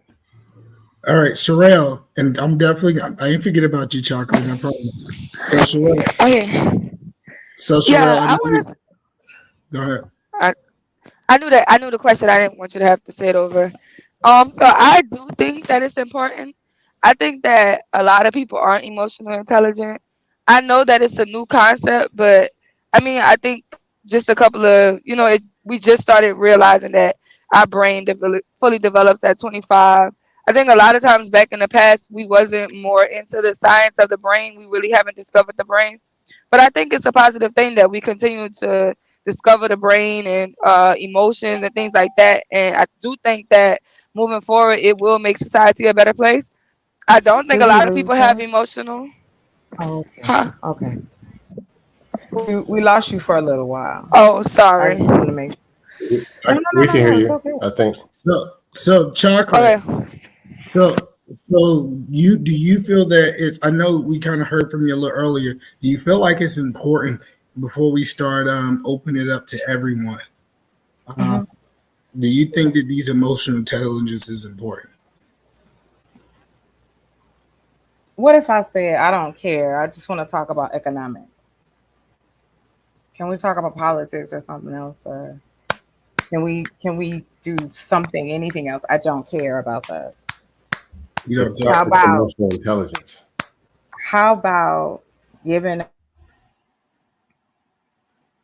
You got unmute. You muted chocolate. You got unmute yourself. I'm sorry, I did it myself. I'm so sad. But can and it's not to negate anybody's feeling on the matter. I just don't care. I have no dog in the fight. Okay, so I feel comfortable in my skin. I know how to handle my emotions. I will express how I feel, and that's what it will be. I do understand there's a time and a place for everything. However, when we have these conversations, I don't know what you're gonna do. If you find out, you walk in your house and somebody is doing some heavy amening and pushing on the floor, you don't know what you are going to do. You just life is only where you have a one piece of control, and that is your reaction to it. How do you respond to people, your family, the men in your life, the women, your children, your coworkers, whatever what is going on in your life, right? But I don't care. So chocolate. Let me tell you why I Yeah. do care. Let me tell you why Okay. I do care. Yes, sir. The reason I want to have this conversation, I know people say that this anecdotal, but I'm responsible for about 35 people in my business, right? And one thing that I have learned in my business is typically the men that I work for do not require me as their boss or as their whatever you want to call it to be able to handle their emotions in the workplace. On the other side, the women that typically work for all different walks of life, from all different places in the world, the other ones, they feel that it is the company responsibility to be able to, first of all, support their emotions, support them emotionally, and do things from an emotional point of view. So the reason I'm having this conversation is I wanted to understand, first of all, is emotional intelligence is important, and is it anyone else's responsibility to help you manage your own emotions? And that's why I wanted to have this conversation. But Well, go ahead. we I'm will sorry. get to the politics because that's the next part. Go Oh, ahead. okay. Thank you. So I'll wait. At my turn then. Okay, I'll wait. No, Go it's ahead. it's so nobody's responsibility to regulate your emotions for you. But again, like I said, and I'm going to say it again, the concept of emotional intelligence is a new thing. It is a buzzword. It is something for psychologists to create another job for themselves. All it's describing is what has already existed, which is being a mature adult. That's all it is. That's all it is. So when you're talking about people not regulating their emotions, I find it interesting that in this day and age of new enlightenment, people are more emotional than they were in the past. And the reason why is because in the past, the concept of controlling your emotions had to deal with being a mature adult. And it's ridiculous for us to think that we have a whole slew of people in this modern age that suffer from arrested development, which is an actual thing. And if you suffer from arrested development, you cannot go into a conversation about controlling your emotions. Part of the problem with people that don't control their emotions is because they suffer from arrested development. And I know y'all think that when I get up here and go off and all of that shit, oh, he's out of control. He's a stark raving lunatic. Believe that if you want. But no, if you don't handle arrested development first, the rest of it is pointless. So can I just quickly just say 2 points to just combat what Chocolate and Angry Man said. Number one, we should care about emotional intelligence because you actually do care about it. You just said all you care about is if someone controls their emotions. That comes underneath emotional intelligence. It's just a name applied to what the action is. Well, that's what I'm saying. That's what I'm saying. What I'm saying is it's I was actually new combating Chocolate's point, but to your point, I'm saying it's a new word. To your point, even if it's a new word, there's several new words, whether it's psychology or whatever you want to call it, but the thing actually exists pre-existing beforehand, right? It's just been given a name. So why are we fighting it and saying it's not real when the concepts existed beforehand? It's just been given a name. It's almost like saying the word narcissist now is a buzzword, right? But the behaviors existed beforehand. So all it is that the name has been applied to something that's already existing and given it a context and a box for people to understand in a more easier way, so it's more palatable. So why would we fight something that actually already exists? It's just been given a name. Do you get what I'm saying to you? Because when we're dealing with human psychology, right? When we're dealing with the way people interact and the way people function, you have something that already exists, which is maturity. Maturity is the way we look at maturity. We look at it as it's a thing that everybody is supposed to do, and it's not gender specific. And the problem is, in my opinion, this is just my humble opinion, the concept of emotional intelligence is being presented as if it's a gender specific thing that women are more adept to, that men need to get on board with. And that takes it out of that takes a concept of maturity out of the realm of, okay, this is just what adults do. This is just what grown-ups do. And we're putting it on women and saying, well, women have the better concept of how to emote and how to regulate their emotions. And we just need to get these toxic men on board. It's a divisive thing, in my opinion. That's why I have an issue with it. So is the issue the psychology, or is the issue the people who have taken the psychology? It's almost like blaming the gun as if the gun shoots itself. The psychology is not the issue. The issue is the person who takes the psychology and uses it against a set of people. So your issue is not the psychology. Your issue is the section of people who have taken that psychology and used it in a particular way that is used as a battering ram against men. The issue shouldn't be against psychology then. The issue is the motive behind it. That's the issue. The issue is the psychology is not wrong. I haven't what exists. But see, here's the thing. I haven't said that people shouldn't regulate their emotions. You feel what I'm saying? I haven't said that. What I'm saying is this concept is being used, it's being weaponized. And in a prime example is what happened earlier. Earlier, because I disagreed with Raw B, I'm not emotionally intelligent. You see what I'm saying? Because I disagree with her, or because I'm disagreeing in a passionate way, all of a sudden I'm crazy. I'm a lunatic because everybody's not going to express their feelings in the same fashion. Some people are loud. Some people are quiet. Some people are very reserved. You feel what I'm saying? You might go back and look at Kevin Samuels talking about certain topics, and he's going to be very reserved when he's saying it because that's his personality, as opposed to somebody like me who's going to get emotional and get loud or whatever. It doesn't mean I'm out of control. It means I'm more passionate about what I'm saying, and I'm going to express that passion in a different way. You see what I'm saying? But then what happens is the person that doesn't want to hear what you're saying, or they don't agree with what you're saying, instead of dealing with what it is you're saying, they're going to say, oh, you're not emotionally intelligent, so we shouldn't listen to you. You see what I mean? I do. And so I agree with you. So I think where I'm also trying to come to an alignment is that, for instance, do you have kids? You have kids, isn't it? I think we've spoken before last time, isn't it? You have kids, right? Yeah. You have a daughter? Yes. Yeah. Okay. So when let's say, for instance, when you're correcting your daughter, do you scream and shout at her when you're correcting her? Depends on what it is. Okay, so it depends on what it is, but is that your norm? So when you're correcting it, is it normally that you're shouting? Of course not. It's not my norm. It's not my norm to scream at anybody. You feel what I'm saying? That's not. So then that's you're not, using emotional intelligence because there's a and I can ask you, what is the reason why you wouldn't scream and shout at someone usually? because if it doesn't warrant it, I'm not going to do it. It has nothing to do with the concept of emotional intelligence. It has to do with the situation. Some situations require certain things and others don't. So there may be a situation where and I know you're going to say that's emotional intelligence. You feel what I'm saying? But that's my point. Like, the psychology is not the issue. But the point that I'm trying to make is that, again, this is something that already existed. This is just maturity. I agree. Being repackaged. You feel what I'm saying? But being repackaged for a different purpose. That's my problem with it.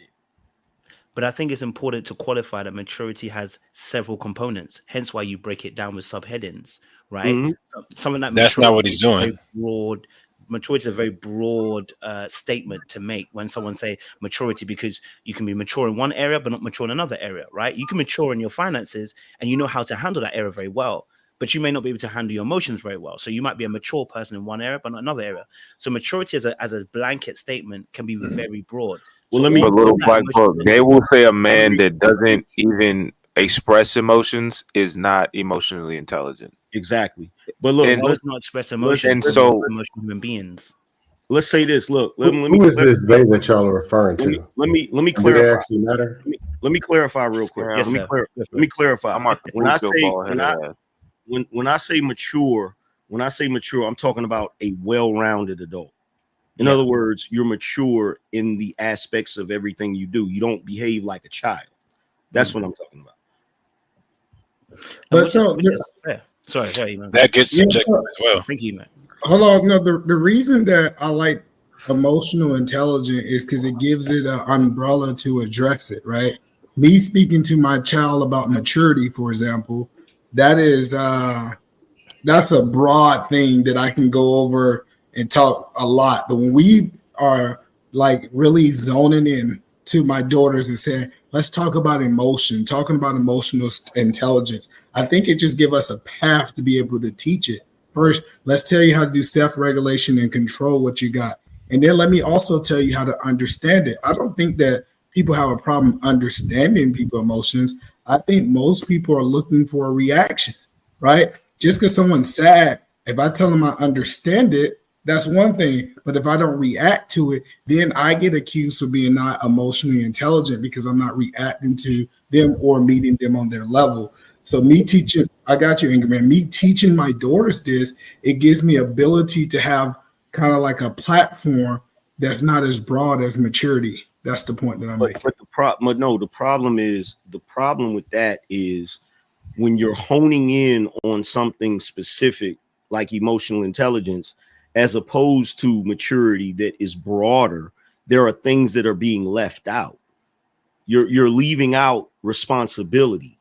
You're leaving out a bunch of other things, because right now, as we speak, there are fully grown adults that will say they're emotionally intelligent, but they're not mature. There are people right now that's emotionally intelligent that still live with their mama. Do you get what I'm saying? I get what you're saying, but it's almost like when you go to school, you don't go to math class and say, you're not teaching me English right now. Those other things are important. I'm not neglecting them, but if I was having a conversation about emotions, I want them to focus on that. If I was talking about responsibility, I want them to focus on that. If I was talking about accountability, those things are sections that I can teach. Usually, if you actually zone in on what you're teaching, people actually receive it better than speaking broadly. And that's what emotional intelligence gives you the ability to do. But either man, when you go into, and that's a whole other topic, I don't want to go into that, but I just want to address it. When you're using the example of the school system, the way the school system is structured is incorrect. The way they separate those subjects like that, they literally could put all of those subjects in one class, bro.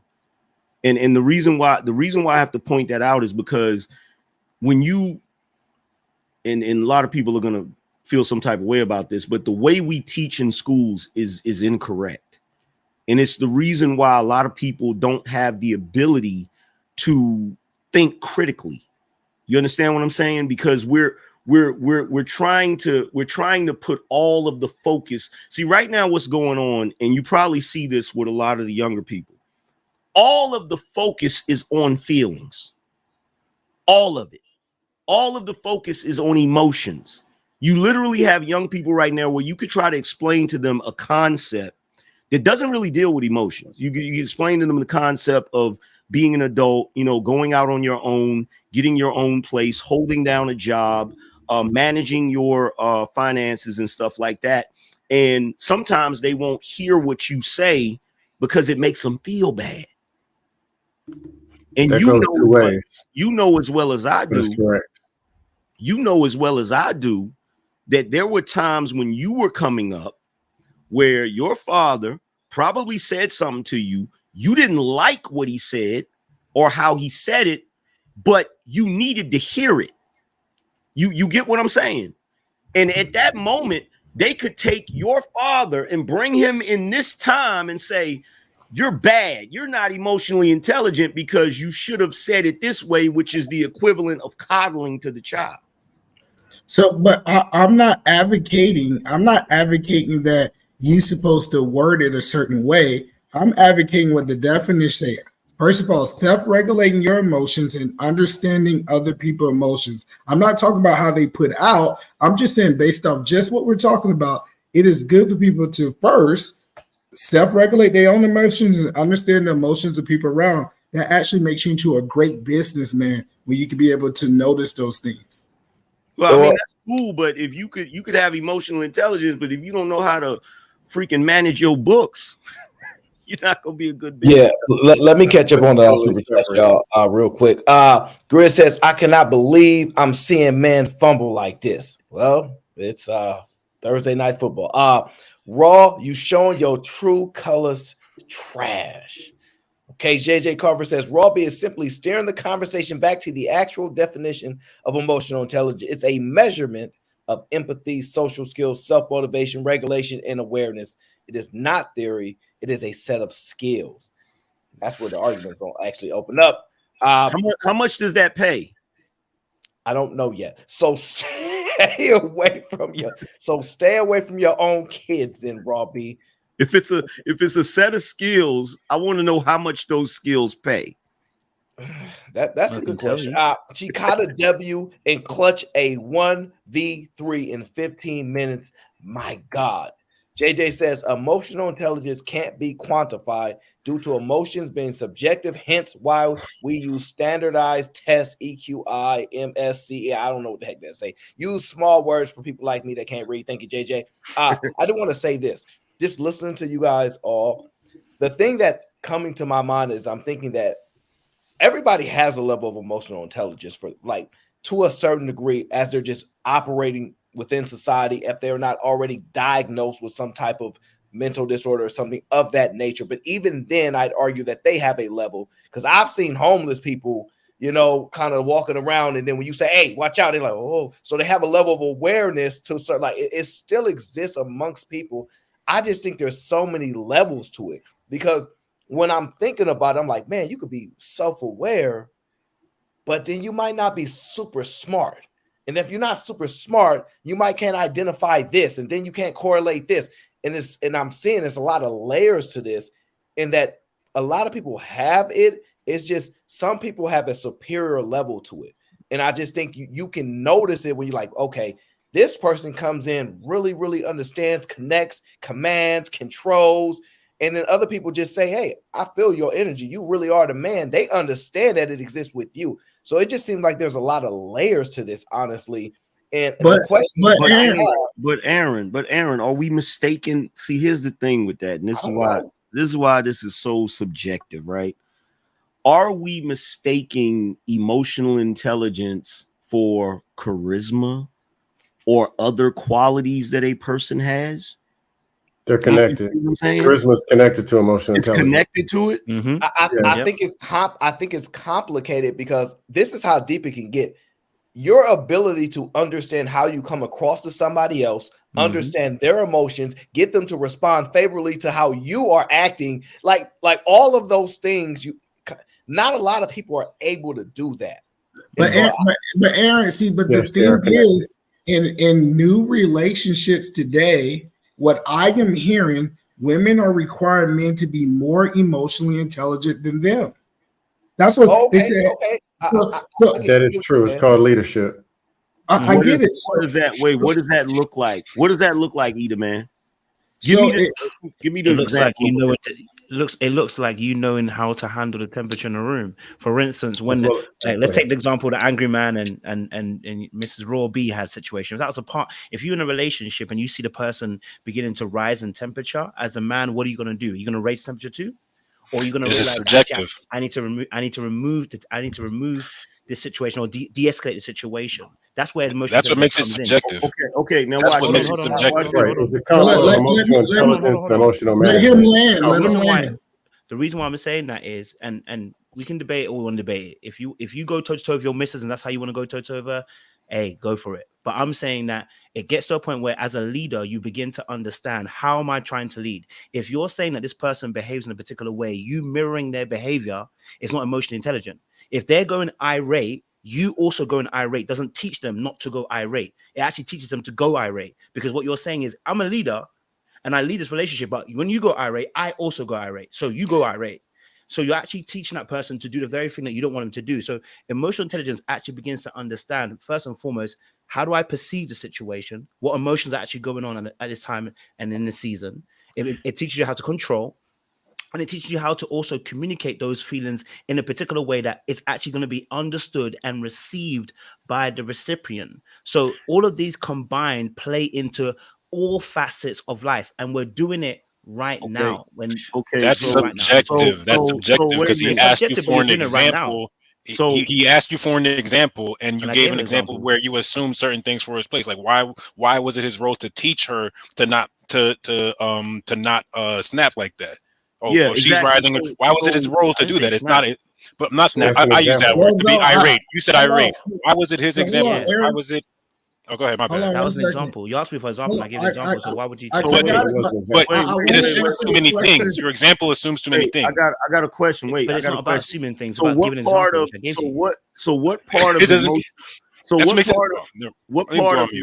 What part of emotional intelligence are you dealing with when it's time to punch a dude in his face? Well, the question in that particular aspect is it going to be about controlling? Is about interpreting what that person is doing? That's what you have to determine every decision. Every situation due to context. Do you get what I'm saying? You have to determine every situation by context. Do you get what I'm saying to you? As for me personally, I don't have many fights, so I try to understand where the person's coming from. I try to empathize. Fighting is the last thing on my list. Okay, so if I'm coming to fiscal, so I get that. That question was real. So I get that, and no scam. I wasn't trying to trick him. Good ass question. I wasn't trying to trick him. What I'm trying to say is that when you speak from that position, you're speaking from a position of everyone that you deal with can be reasoned with. And everyone that you deal with in life can't be reasoned with. And everyone you deal with in life, you're not teaching them something. So, so the point I do want to answer that question. Yeah, he's making it a little unscalable. I get what he's saying. How I interact with my wife and how I interact with a stranger on the street is totally different, right? Like it's never a level of balance with my wife. I just don't believe in it. Like we're gonna separate and we're gonna go a different direction. That I just don't believe in it. Now, when we're talking about a random person who's trying to bring harm to me, that is totally different. So I think what you're doing is you're kind of trying to bring apples and oranges because we're talking about emotional intelligence in a relationship, not some random stranger on the street. Because I'm not required to be emotionally intelligent with a random guy who's bringing harm to my life. No. What I'm talking about, what I'm talking about is we're talking about emotional intelligence, which deals with human interaction. Which deals with relationships and not always intimate relationships.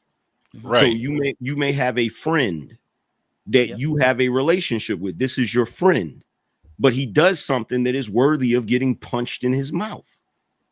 I got you. I I gotta have the emotional intelligence to know that, hey, where he's at and where I got to take it. I have to understand where he at to take it to that level. If he's at a level there's no turning back, I need to understand that. That's part of emotional intelligence, understanding his emotion and meet him at that level and what that is. I'm not the guy that say turn the other cheek. I need violence with violence. And I get that, but hold on. And I get that, but here's the thing. And I got to point this out. There are people right now today that will say simply the fact that you punched him in the face means you're not emotionally intelligent. This is the point that I'm trying to make about how this is a subjective thing that can be used against you, even in a situation where you did react properly. Your argument's not scalable. Context. Sorry. If you take a course of time, if you take a course of time over 5 years, if you didn't have to punch 6 of your friends in the face, either emotional intelligence or emotional management, a combination of two, something's off. Most people. Who's the judge of that? Who's the judge of that? There are no judges. That makes it subjective. Literally right there. So it's still not scalable by what you just said. Everything's subjective. But I'm using that for your point of saying you're saying what Angry Man's saying isn't scalable. What you just did isn't scalable for that same reason. There's no judge. Go ahead. There's no courtroom. There's no emotional intelligence court or documents or amendments. Doesn't exist. I'm just saying. I can't get a certificate for my skill in emotional intelligence. Let me finish and have at it. You fighting 6 times over 5 years. Other dudes over there ain't getting in fights, especially with their own best friends. What is it they're doing that this person's not? Is it a listening? Is it connecting? Is it a communication problem? Are you at the wrong place at the wrong time and it got nothing to do with emotional intelligence? Or are you not managing your emotions? I can't say this is the actual, but let's be real. I'll just leave it at that. Now, you said emotional intelligence, it may not have anything to do with emotional intelligence in a situation where you. No, I'm saying. Hold on, Scam Likely. I get what you guys saying. So, say for example, me and my friend get into a tussle, right? We get into a fight, right? I believe that I'm emotionally intelligent because I recognize where he at. My friend punched me in the face, and I'm like, "Why did you punch me in the face?" And I have no clue on why he's acting the way that he act. I see that as not being emotionally intelligent because I didn't understand that he was there at that point. So I always don't look at it in the way to say, hey, just because you reacted to where that person is at, that you're not emotionally intelligent, you not understanding their emotion in that case, which is anger, shows that you're not emotionally intelligent. Did that make sense? So are we saying, because this is important, when we speak of emotional intelligence, can you have a lapse in judgment? Because if you take an isolated situation and go, that wasn't really smart right there, but then you're saying 9 times out of 10, he makes a different decision. How do we grade it on a point-by-point situation? So I think emotional intelligence is not meant to be graded from the outside. It's actually designed to be graded within the inside. Do I have self-control of my emotions? Do I have the ability to understand other people's emotions around me? I'm not trying to say that the world should be saying, hey, Scam Likely is emotional intelligent or not. What I am saying is that this is a way for you to be able to have a guideline. Did I control my emotions in that sessions? Was I operating in emotional intelligence? The indication is what I'm hearing is this: being able to identify emotions and having self-control over your emotions. So it's two things. Perceiving as well. Aaron, are you cheating? I'm asking the question. I mean, no, Aaron. Hold on, Aaron. Don't you always say you listen very well and you're an effective communicator? You always say that, right? That's how you get to ask good questions. What are you basing it on? What do I base it on? Yeah. Results. You get where I'm going?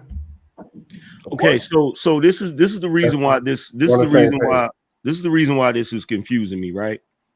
Because as a trained fighter, when you're taught self-defense, you're taught to take emotion out of fighting. Mm-hmm. So there's no how is there emotional intelligence in that when you're compartmentalizing, you're taking emotion out of the situation? So what you're talking about, a trained fighter is a rare group on earth. Most people are not in that mindset. So if we're talking about that 10%, we would have a whole different setup for that. But when we talk about the majority, I do think that majority is reacting to their emotions. I don't think people are just with a calm head, just say, I'm about to go down the block and fight today just because I got my emotions under control. I think it's a small group that doing what you're saying. But the question is, how do we disqualify somebody from being emotionally intelligent? And then how do we then qualify them? Because the way it sounds is it's all based. I like that answer, but it's all based on what we think independently. So because you just said if you're a good listener, it's subjective too until you have results. So the only way you know someone's emotionally intelligent is based upon the results. If that, as our brother says, Scam, like you said, if you punch 6 of your friends, we're gonna have to start asking a question. Then I'm gonna also judge by what's gonna come out your mouth next. How are you gonna describe these situations? That's oftentimes how you can actually judge when someone's emotionally intelligent. And that's what I'm saying to you. That who's doing the judging? Whether you like it, I'll be honest with you. We are all doing the judging. But what Aaron just said, give myself an A. What Aaron just said was really important, because it's the same thing as being a good father or being called a deadbeat. In a lot of cases, it is based upon the person you're interacting with. Mm-hmm. So if you're interacting with someone, they're the ones that's determining whether or not you're emotionally intelligent. And to me, that's problematic. Is it? If your daughter says to you that you haven't been a great father to them, how's that problematic? She's basing on the fact that when she interacts with you, not saying you, by the way, you're not saying that you're a bad father, by the way, just saying as an example. If she says that I wasn't fathered well by you, she's a recipient of your behavior. It's problematic. It's problematic because a child is not an expert on being a parent. That's why it's problematic. I was thinking a child was a bit more older. A child can say that you're a horrible parent. And a lot of times that is in the realm of someone not being able to control their emotions, which you guys were just talking about. It's not always going to be a fact when a child says that. A lot of times they'll say that out of emotions or because they weren't able to get their way. And then when they get older and mature, they look back on it and say, no, you was a good father. I just was in my feelings or whatever. The point that I'm trying to make is that when you're dealing with somebody, if the other person is the judge of your emotional intelligence, there can be a level of bias there. But you would come back to my original there's no point court, so they can do that. That's the result. No, but they can be quantified because that is the result. When your daughter gets older and she's like, Dad, you know what? There were times where I disagreed with you, and I can see that actually I was wrong. When that child begins to actualize to a point where they can stand on their own 2 feet and they've matured as an adult, they can look back and say, the result is me. And if you've done a great job, the result is how do they function in society? They're able to function among society, even with all the craziness happening around them. But they are the result. But that goes back to my original statement. If you have a group of people who are judging people's emotional intelligence, but they also suffer from arrested development, they're not judging emotional intelligence properly. I agree. You see what I'm saying? So that goes back to my very first point, which is the problem is not the psychology or the word being called emotional intelligence. The problem is the user. We don't have issues with the psychology. That's why I said about earlier, because the reason I was coming back to that is because earlier on, when it was said that it could be fake, I was like, no, it's not fake. The people who are using it are incorrectly using this term, and they're using it as a weapon. That does not mean that we should discount it for what it actually is. We are doing emotionally intelligent things right now. As we sit, as we listen, as we pay attention, even your facial expressions play a part into this. So it's like all of this is playing into how we are emotionally intelligent. It's just that a lot of times we don't define it with those words. We just, like you were saying, you might call it maturity, right? Because in reality, you don't describe every action underneath a particular umbrella. And I think Iman kind of said this a little bit earlier. All it does is it brings more focus to a set of behaviors. When you do this comes underneath emotional intelligence. When you do this, it comes under this bracket. It's just more of a focus. That's all. So the problem isn't the fact that emotional maturity, emotional intelligence is just maturity is like the smartest thing anybody said all day. Well, that's it. Because if you just take the word maturity and place it in every part of the conversation, you're going to get the same exact result as what you guys think you're explaining by emotional intelligence. There's no difference. What difference does it make then? Maturity and emotional intelligence are not the same. Hold on, guys. Hold on. I want to go to Eda, man, because I want to give him because maturity goes with the responsibility. Okay, guys. I don't know why y'all do this. So I'm going to go to Eda, man, and I'm going to ask the question, and then I'm going to allow you to decide where you want to go from it. We say emotional intelligence, is that solely the gauge of emotions and your intelligence applied to your understanding of emotions, or are we just arguing intelligence? No, emotional intelligence. Hold on. I think we're arguing. The reason why I asked that, right? Because can you be considered an intelligent person and not like emotionally intelligent person? Yeah, those are two different things. Yeah, those are way two different things. But then let me tell you why. Go ahead. So you can be intelligent. For example, a person that is in engineering. They can be intelligent. They can be able to do things in the engineering field that is unbelievable that nobody else can do. But when it comes down to coming home to their wife, they might not have the intelligence when it comes down to their emotions. Wow. Just because a person is able to do one thing does not mean that they can do something else. So just saying that a person is intelligent does not mean that they're emotionally intelligent.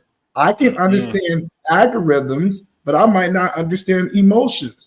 The idea just because you're intelligent mean that you mastered everything is a bad argument. You do know that conflicts. You do know that conflicts. You do know that actually conflicts with a lot of scientific studies that say that the more intelligent a person is, the less like violent and super emotional they are. You do realize they lie. So hold on. Are you saying, Angry Man, that a person cannot be intelligent and very emotional?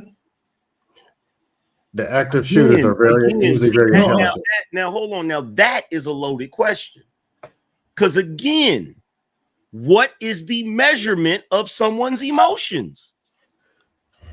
How are you quantifying it?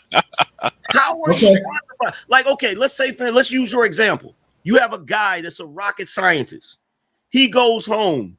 His wife says he's not emotionally intelligent. Who's the expert on that? Her? Well, let me ask you. Can I jump in just for a second, Eda, man? Go ahead, Tucker. I have a question. Why not in this space? Like the scenarios I just listened to you guys come up with. Why don't we just get one of those, what do you call that? Like the test, right? We make up a virtual test, have people take it, and actually have our own stats. Like real-time stats of the type of would people do this or would people do that. I think it would help. It's almost like research. Why we even have these words now is because someone thought it was important enough to see if all human beings have this ability. Is something new? And this is how we get to these different places as they start to discover more and more about what we can do in our brains. But when it comes to emotional intelligence, is a part of you. That is what helps you navigate. You have to judge things. I don't think all people have the ability to be emotionally intelligent, because I think there's a genetic. Well, no, not everyone. You just said everyone has one at a certain level. It's not that person has it.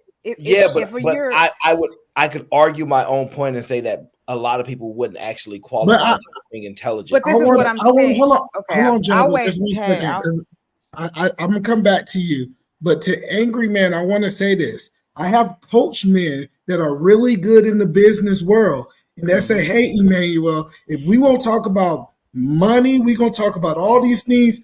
I understand that. What I don't understand is my wife's emotions. Based on definition, he's saying that he is not emotionally intelligent when it comes down to his wife.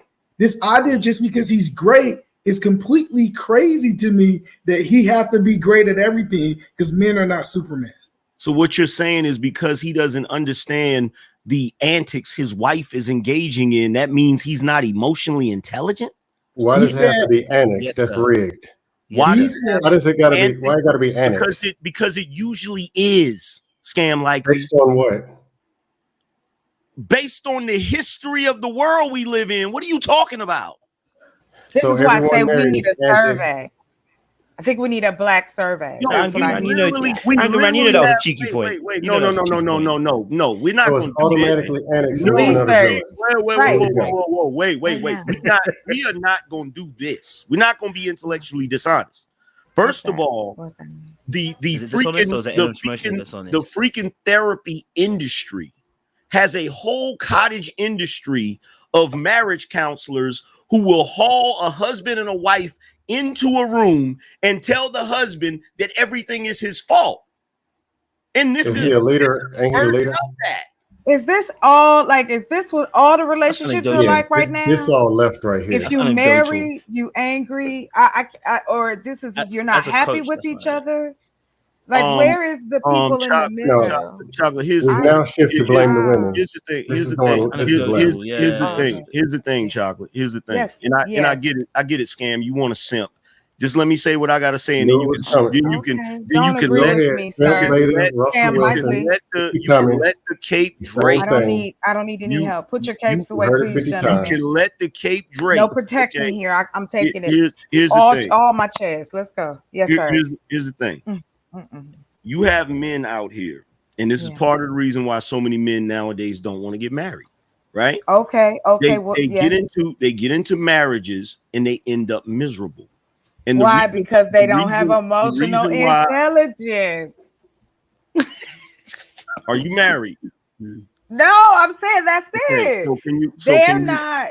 I'm thinking this is a eureka between us. So can you let the married person? Can you let the married person talk about this for a second? But I'm a human being, just like you're a human being. Can you let the married person? You just so happen to be married, and I so happen to be single. See, and this is why. This is why the men are the way they are.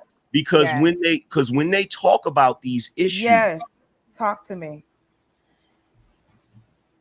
I'm listening.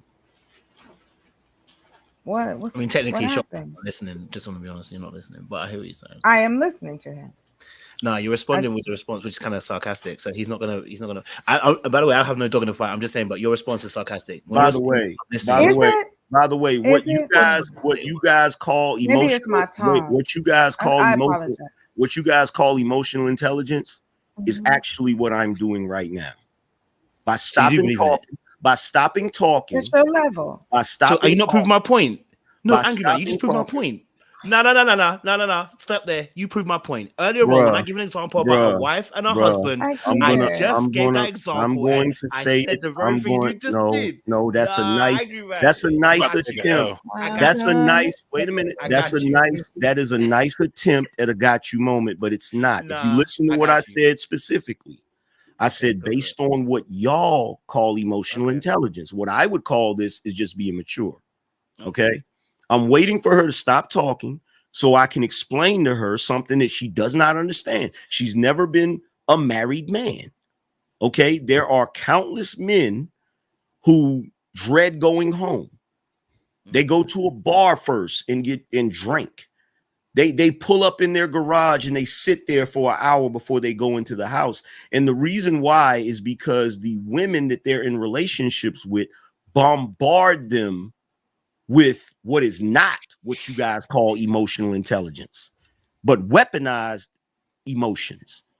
And it's making the men miserable because what they do is they shut down because anytime they open their mouth to express how they feel, they're always wrong. So the men are oppressed victims, right? So my question is, Scam, I'm not going to do that with you. I'm not going to do that with you. The whole thing where men can't be victims.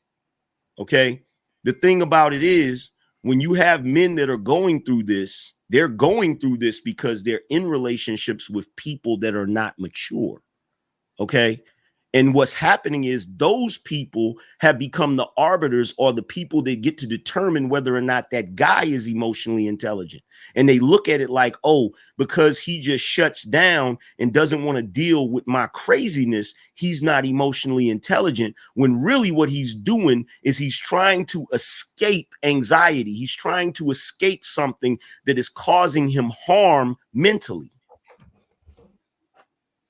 So if you want to have the conversation about emotional intelligence, let's really have the conversation. All right, I'll have the conversation. You ain't gonna like it though. Go ahead. So, there's another group of men that ain't having these problems. What are they doing that these men aren't? Like you talk all that you talk about, the men are the leaders, we's alphas. Can I answer that? If you look at alpha, the definition of alpha males, they are excellent communicators. Listen, I never said anything about alphas. No, I'm just talking just in general because there's a whole audience. All right, go ahead. Just alpha in general. Leaders. Go ahead. Meaning, if the man can't manage the emotions of his wife, why did he marry her? Or won't he work on managing emotions of his wife? That's where a lot of people are failing. That's probably why E-Man is doing the show and why he's coaching other people. Okay. But instead, it's just all of a sudden, these victimized men and these women's is using antics. So let me respond. They're automatically turned into felons. So let me respond to what you're saying, because in the way you're presenting this, you're presenting it as if women never do anything wrong. See, I can play that. Say that. There's some dusty women. I can play that game too. But here's the thing: you said there are men that don't deal with this. You said, what are they doing different? You did say that. Oh, I get what you're saying. There are men who are not going through that. There are men that aren't going through that. What did they do differently? Those are men that pick mature women to be with.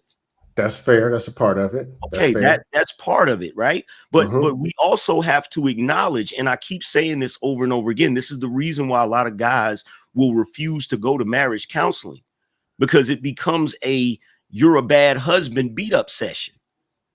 And we never really examine the behavior of that particular wife who is not, based upon what you guys are saying, emotionally intelligent. No, the reason I'm referring to it is because you do get to pick your spouse and the woman, but you don't get to pick your kids and their personalities. Yeah. You don't get to pick those. Yeah. If you can't manage your wife that you picked, what in the hell are you gonna do if you got 3 kids and they got 3 totally different personalities? Come on, Scam. Most of these dudes can't even get their wife to make them a sandwich. And whose fault was that? Oh no, the sandwich. We're on the same page then. It's not. Let me ask you this question. Let me ask you this question. If a woman gets into a relationship with a dude that's a raggedy dude, he doesn't work. If he does get a job, it's a bullshit job, doesn't pay enough money. Whose fault is that? Both. It's both of their faults. No, hold on. If I'm talking to the woman, I'm gonna say, what the hell are you doing with this dude? But the household, who is responsible? Ain't the man supposed to be leading? And if he's not leading, ain't it his fault for not leading? But this goes back to Aaron's point. Aaron made a point that all men aren't leaders.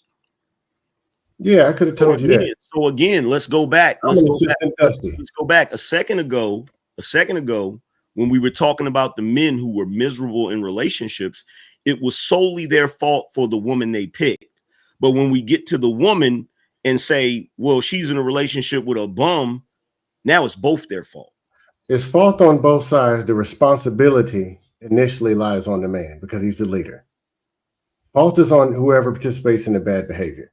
But that proposes that all men are leaders, and you just got through saying something about all men. Okay, not all men are leaders, but when you step into a relationship, you assume the responsibility of a leader. Okay, but what you did was you brought up the term alpha. All men aren't alphas. You're correct.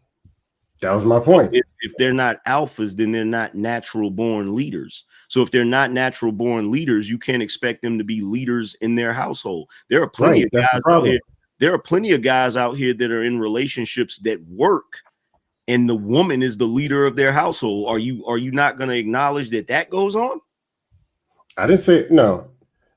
Indirectly, we're saying the same thing. But the responsibility never shifts. I think we need to take it. So, Aaron, let's take a super chat break. Captain. Hey, you want me to read super chat? The captain has spoken. He said, "You want to read the super chats? Go ahead. Go ahead, Scam." Yes, MC Heavy Tits. It is subjective. Some people respond well to getting some irate with them. Other people shut down. Next super chat, please. Making the world go round. $4.99. Let's introduce logical intelligence to the level of playing field. To level the playing field. That's fair. That's a whole nother conversation. MC Heavy Tits again, $4.99. Yes, there was Mensa member that once poisoned his neighborhood because they played the music too loud one day. Yeah, that's creepy. Denisha Arnold, I love Scam Likely. He's so sexy and chocolate, but I can't get him because oh man. Instead, I got a Dusty. That Mensa member might not be emotionally intelligent based upon what y'all said, but he's definitely a problem solver. Got you, Stanisha. That's how you want to put Drop that 20 and kick me off. She is gonna be offended that you didn't read her super chat. I'm just gonna tell you. Go. Hey, come on now. Khazarian Empire, 200 of some other currency. What you call EQ? It's just wisdom. Next super chat, please. Fair enough. Christopher J, $4.99. Am I wrong for reiterating the fact that there's no such thing as emotional intelligence because there's no intelligence in emotions at all? Ooh. The panel would disagree with that you. That was so accurate. No, not this nigga. 80% of the panel would. No, go back. Yes, sir. Read. Maybe I missed it. So he's saying there's no such thing as emotional intelligence because there's no intelligence in emotions. There's no emotional intelligence. That's what he said. Is that because there is no intelligence in emotion? He's indicating that definition. If you're using your emotions, you're not being intelligent. I don't know if it takes rocket science to figure that. That's what he just said. I get what he's saying, but it is emotions and intelligence. Happy is an emotion. I can be happy and intelligent. Intelligence and emotions. Intelligence and emotions, not emotions and intelligence. No, the point that I'm saying is when we have these emotions, we always go to the negative emotions. Mm-hmm. It is positive emotions too. So this idea that I'm intelligent without any emotion. Subjective. That's not you're conflating. You're conflating those positive emotions are subjective. You're conflating those two things. No, just because you being happy doesn't really have anything to do with your intelligence or vice versa. No, I'm saying if I give you some ice cream right now, eat it, man, you gonna run around. Yeah, see, like you just gonna be giggly happy. So I don't they say ignorance is bliss. Well, let me ask you this question, Aaron. Can I be exercising an emotion while I am being intelligent? Yes, but those are still two separate things. Yeah, so but it's a level of compartmentalizing technically, because one could argue you might be happy, but while you're happy, you're tapping into a whole nother different aspect and simultaneously doing something that is intelligent. But you could also do that. You could argue someone could do the same action and be angry or unhappy. Fair. You see what I'm saying? Like you could do multiple actions and still be doing an intelligent act. So I guess it's the best way to describe it, because you're saying, can you be doing something emotionally and still be intelligent? Yes, but is the emotion tied to the intelligence of the action that you're doing? And the answer would be no, because your indication earlier was there are intelligent people that are good at engineering, but they may not necessarily be good at understanding emotions. So you can be intelligent and have an emotion and they be separate, even though you're utilizing them at the same time. Solely based upon So let me give you an example. Flaws. People's inability to do things. That's it. So what I'm saying is, right? I can run fast. I can run slow, right? I can do both of them, right? That doesn't at the same time. Actually, I think you can only do one of them, but continue. No, what I'm saying is that still doesn't neglect that still doesn't neglect that I am also being emotional. Did you say, I ain't gonna lie to you, you're killing me right now, man. Did you say neglect? Oh my god! Come on, he from the South. Put it on the short. Put that on a short. You know what, either man, let's get through the super chat. Okay, we can rebound. Hold on, we got to get through the super chat so that way either man can rebound. You Come on, do man. it. You can. Love it. Arnold says, as a divorced man, to resolve most issues, the solution in most cases was to yield. Me explaining something or using logic was seen as not being emotionally intelligent. Thank you. That's a big argument right there. Thank you. I disagree with because one could make an argument that the logic that you were using did not fit that response to that person. Absolutely. And your intelligence should have had you shape your conversation around that person's emotions. But I don't know. I'm just a person on the panel. Aaron, you're correct. Let's finish the super chat. Yeah, this is the last one. Arnold says, this was my lesson from couples therapy. See, angry man, so don't be going to couples therapy. The women can't win a physical fight or be more logical than the men, so they force you into an emotional arena and say you're angry because your name is Angry Man. It kind of makes sense. Thank you. And by the way, either man, you do realize that emotion and intelligence exist in two separate parts of the brain. You know that, right? Mm-hmm. Are you saying intelligence as in logic? Your intelligence, your reasoning is in your prefrontal cortex. Ooh, does anybody have a picture of a brain? Your emotion is in your it starts with an amygdala. Yeah, that's where your emotions are. No, that's not your intelligence is in your prefrontal cortex. They're in two separate spaces. So, but what I'm arguing is that we're complex and we can do them at the same time. Of course, we can do them at the same time, but they're not. You know what I'm saying, either man. No, they're interlinked. You know what I'm saying, either man. Emotions you don't automatically do them at the same time. You do at the same time. You don't think about you doing it. And this is where that last super chat was beautiful, right? He said he went to couples therapy and he said that couples therapy is all about, well, maybe he had the wrong therapist, by the way. So that can also happen. And sometimes men do get the wrong end of the stick. I'm not going to deny that, right? But one of the things I've noticed even in coaching is, and this is really funny, that and this is me specifically just watching men and women interact. Sometimes men don't even understand what emotions are. Y'all be doing stuff. Yeah, listen, I'm telling you, I've done this before. Right Hold here. on, pause. Let him finish. I want to. I don't. I gotta see where this is going. Pause. I didn't say every man. I said when I'm coaching, some of the people I've come across, and that's some of the men that I've come across when they're in a relationship with a woman, don't even understand what emotions are. Sometimes I'm on these panels, and some of you don't understand what emotions are. I have a conversation what does that about mean? Emotions.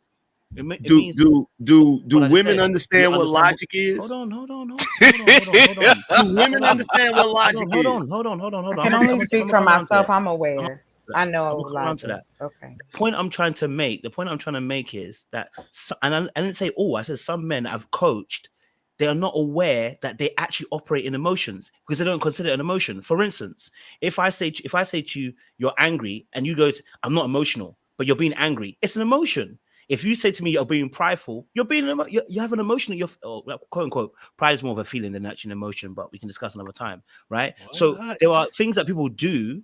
You see, you're saying what, and that's telling me that you don't understand emotions. Because if I'm telling you that these are part of a feeling and emotion. Feelings is last much longer than emotion. Emotion is a primary response to a stimuli. So when you talk about feelings often is the residual effect after. So it usually comes with experience. So you've had some experience, maybe you had a past experience, whatever. Let's say it's like your dad shouted at you. Feeling is a response and an emotion isn't? You didn't hear what I said because you wanted to answer that. I didn't say that. I said that emotions is a response to the stimuli. So something happens and you respond to the stimuli. Some people say it's innate and some people say that some of it's nurtured, right? So that's another debate in itself. So that's what emotion is? What's a feeling? He's saying a feeling is something that is long lasting, and emotion is it's more of a residual effect. So it comes with the fact that you've had experience. So when you talk about when you've had a past experience, thank you, yeah, right. So it's like if you have a feeling, it's like it lasts longer, right? And we call that quote unquote. Sometimes you call it a mood, right? So that's what a feeling comes into it. There's a separation between feelings and emotions. It's a very long debate. I'm not going to get too much into it, But this is what I'm trying to say. When you go and research and go deeper, you start to realize there is more to to these conversations, because once you begin to understand and have knowledge, since we're talking about intelligence, which is it's actually an acquiring of knowledge, then actually what happens is you get to understand this in a different way. So all I was saying was the men sometimes that I've come across sometimes don't understand that they're even operating in emotion. And when you try to say something to them, they get irate and get angry. And I'm like, you're still being emotional right now. No, I'm not. The woman's emotional. And I'm like, wait, no, bro, if you get irate and you get angry, that's you being emotional. What I'm trying to say. That one could make the argument. If you're gonna make an argument about women, that's one could make the argument that when you are in the heat of that emotion, you have to come out of that emotion in order to use your intelligence. I agree. Do you see what I'm saying? So those are two, again, I personally that's called emotional arousal. Yeah, I know, but I believe those are two separate things. I think they're under the same umbrella, though.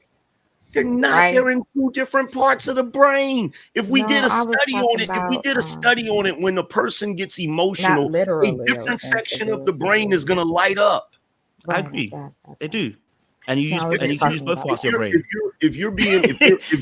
If they're showing you stimuli that would cause an emotion out of you, one part of your brain is going to light up.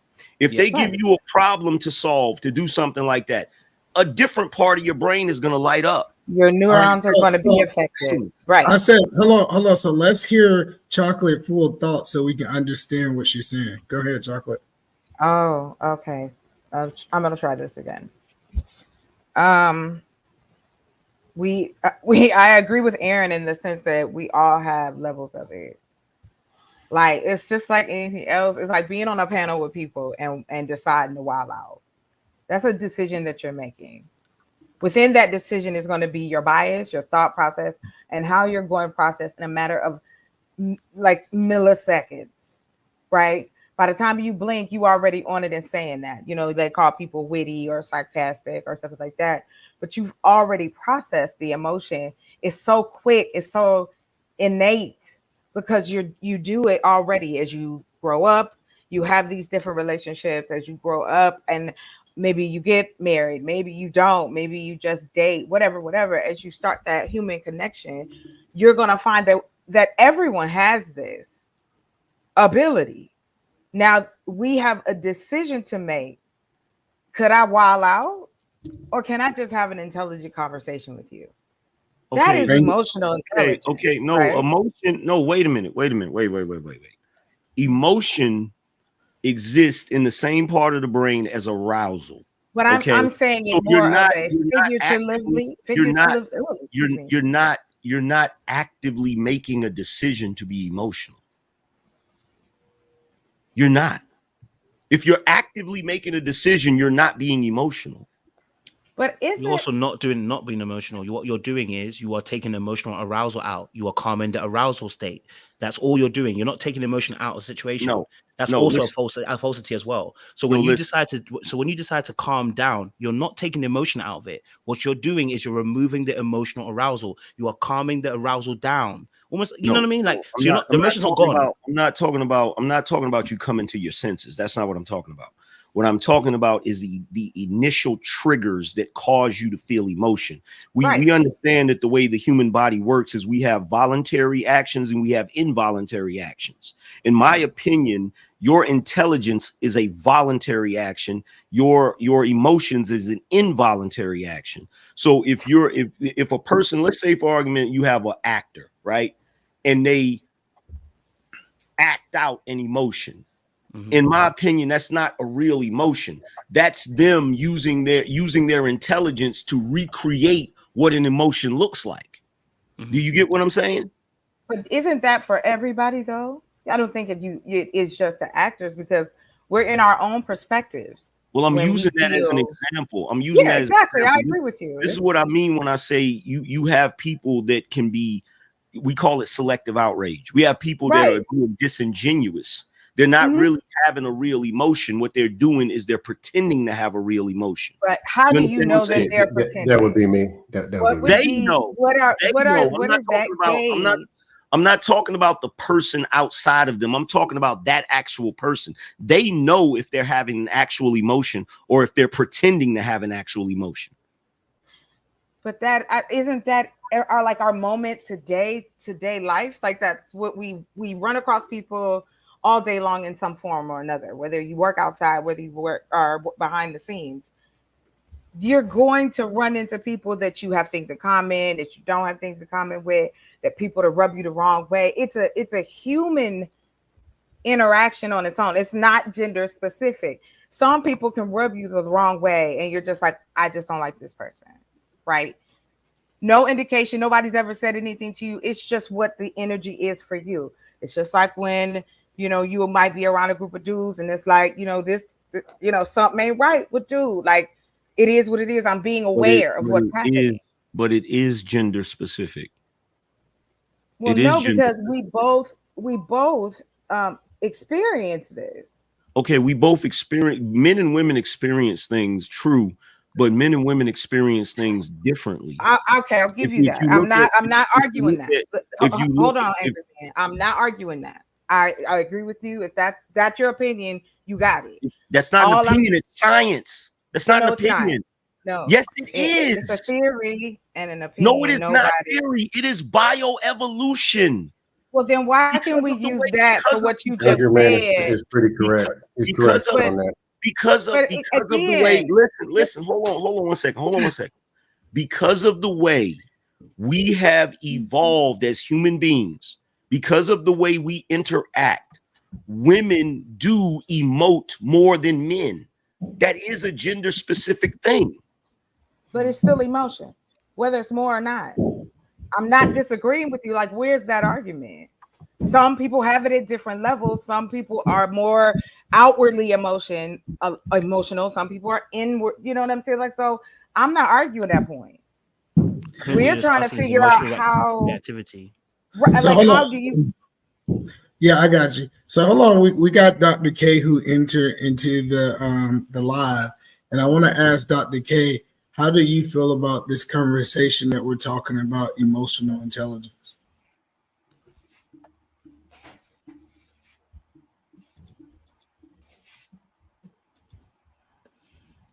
I don't think we can hear him. Is he muted? No, he unmuted. He unmuted, but you couldn't hear. All right, so I just think that it's a bad formula for us going in a more advanced society and not being able to understand and adapt to the new things that are needed in our society. We can't be in a situation that we're saying we're still going to operate like we operated back in 1920.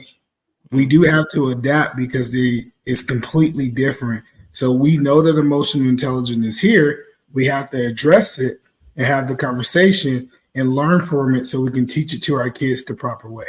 Can you hear me now? I fully agree. It's deeper than that, but I fully agree with that. So emotions didn't exist in 1920?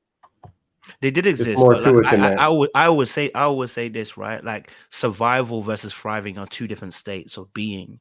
And a lot, like I said, if we're talking about a specific time, 1920s, if you just take into account what was happening in those times to what's happening now, in terms of physical external threat compared to where we are now, it's completely different. And the way that we are, and the luxury that we have now, also with education and obviously spending time, being able to, up in our knowledge and etc., right?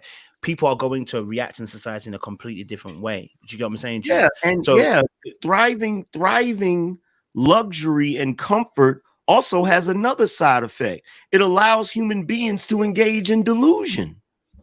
That's true. That's the other side of it. But that doesn't take away the fact that you still need to. That doesn't take away the fact that you still have to be able to emote in the society that you're actually in. And that's why I said about it wasn't that men are even less emotional. By you suppressing your emotions, you're not being less emotional. You're just suppressing the emotion. It hasn't gone. You haven't stopped emoting.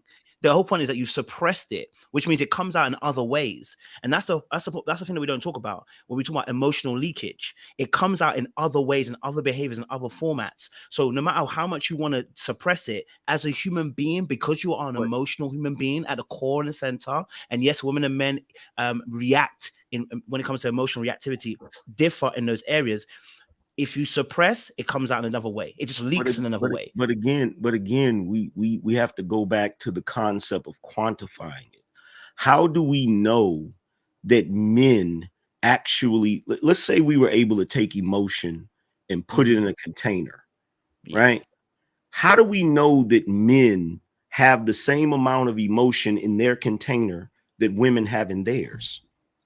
How do we know? How do we know that when you see a guy that's very stoic and doesn't really express his emotions a lot, how do we know that he's not just that way, as opposed to him not being emotionally intelligent?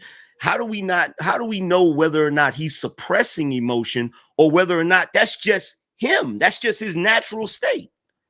Because they'll tell you the story. Interaction in time. That'll tell you. They'll tell you the story. And when people tell you the story, they'll tell you. Let me get some other voices in here because Dr. K said that his audio should be working. So we want to acknowledge Lamar Black Attack says, I'm emotional when I'm busting a squirrel because I don't know what you put there. That was an acorn. That was an acorn. Gary Grant says feelings is touching, emotions are in your head. Well, we know a lot of people got some messed up thoughts in their head. Dr. K, have you gotten your mic etiquette? Yeah, I think it's good now. Yes. Go ahead, doctor. It's on you. So I would like to say that emotional intelligence, as characterized by these guys that come from psychology, is usually misconstrued, and I think not really well representing of different genders. I think what they've done is they've created a term that can use certain social contract, as Little Black Book was talking about a few minutes ago. We're in a modern time, so there's this new social contract that society makes on both men and women. And I think this whole emotional intelligence is a subset of how they want, let's say, us men and women to interact within ourselves and each other in this system. So if you look at it more from an objective stance, though, there is no such thing as emotional intelligence. It's more of, okay, how well do you have wisdom to interact with your environment? Sometimes to be unemotional is the intelligent thing to do if you know the responses that you're going to get from someone else. And sometimes I think what they do is they misconstrue, again, people that are more reactive emotionally versus those who regulate their emotions. And the reality is this, right? If I know there's a certain outcome I'm going to get by reacting a certain way, I won't do it. If I know society, for example, won't allow me to express my emotions and still allow me to, let's say, get the perks that I'm seeking, then I won't express my emotions in that moment. So ultimately, I think what they're really trying to get at is how submissive are you to the new social contract that society has made, rather than looking at what I would consider emotional intelligence. For me, emotional intelligence is more like emotional maturity. How well do you know yourself? How much meditation do you do? How reflective are you of your own thoughts, feelings, and how others perceive you? And then you inculcate all those things into more of what I consider wisdom. So to me, that is what should be emotional intelligence. But that's emotional intelligence. I gotta get Let the man finish. I gotta get a PhD. I gotta get a doctor title at the front of my name. Shout out to Dr. K. Thank you. You expressed that perfectly. Disagree. Thank you. So hold on. So Dr. K. He described emotional intelligence. No, wait, E-man. Why are we celebrating this? He just described emotional intelligence and use a different. No. Hold on. He described one part of it to describe emotional intelligence. No. Why are we?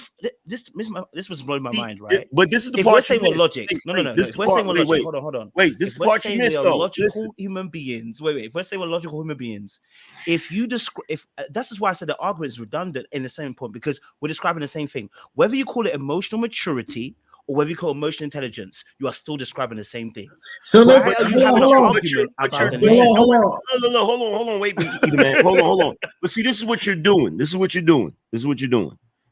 You're conflating it. Okay, what the doctor just did was what I was trying to do earlier, which is show you the different aspects of it. You have the aspect of it that's purely the academic side of it, where you're talking about emotions, intelligence, and how people interact and react to one another, right? But he also brought up the social side of it, the social side of it with the new agenda, which is geared towards conditioning men to operate a certain way. That's the part I was talking about. But I get it, but Little Black Book, he actually addressed that. No, hold on. No, he addressed that some psychologists are not using it correctly. What we're hearing, this is what I'm hearing. Men want to give it another word, but still say that we should require emotional intelligence. Like, because if you take what he said, that is by definition what emotional intelligence is. Understanding, having wisdom. Hold on, I got you. I'm gonna land here. Having the wisdom to understand what someone is emotionally, to be able to make the proper decision and understand where they're at. He defined it. He just used a different word. Okay. Let me cut through the bullshit. All right. This is where it's different, and this is why it makes a fucking difference, right? In this day and age, the way the concept of emotional intelligence is being used as opposed to maturity, there's a reason they're using that word instead of maturity, right? Who is they? Who is they you're referring to? The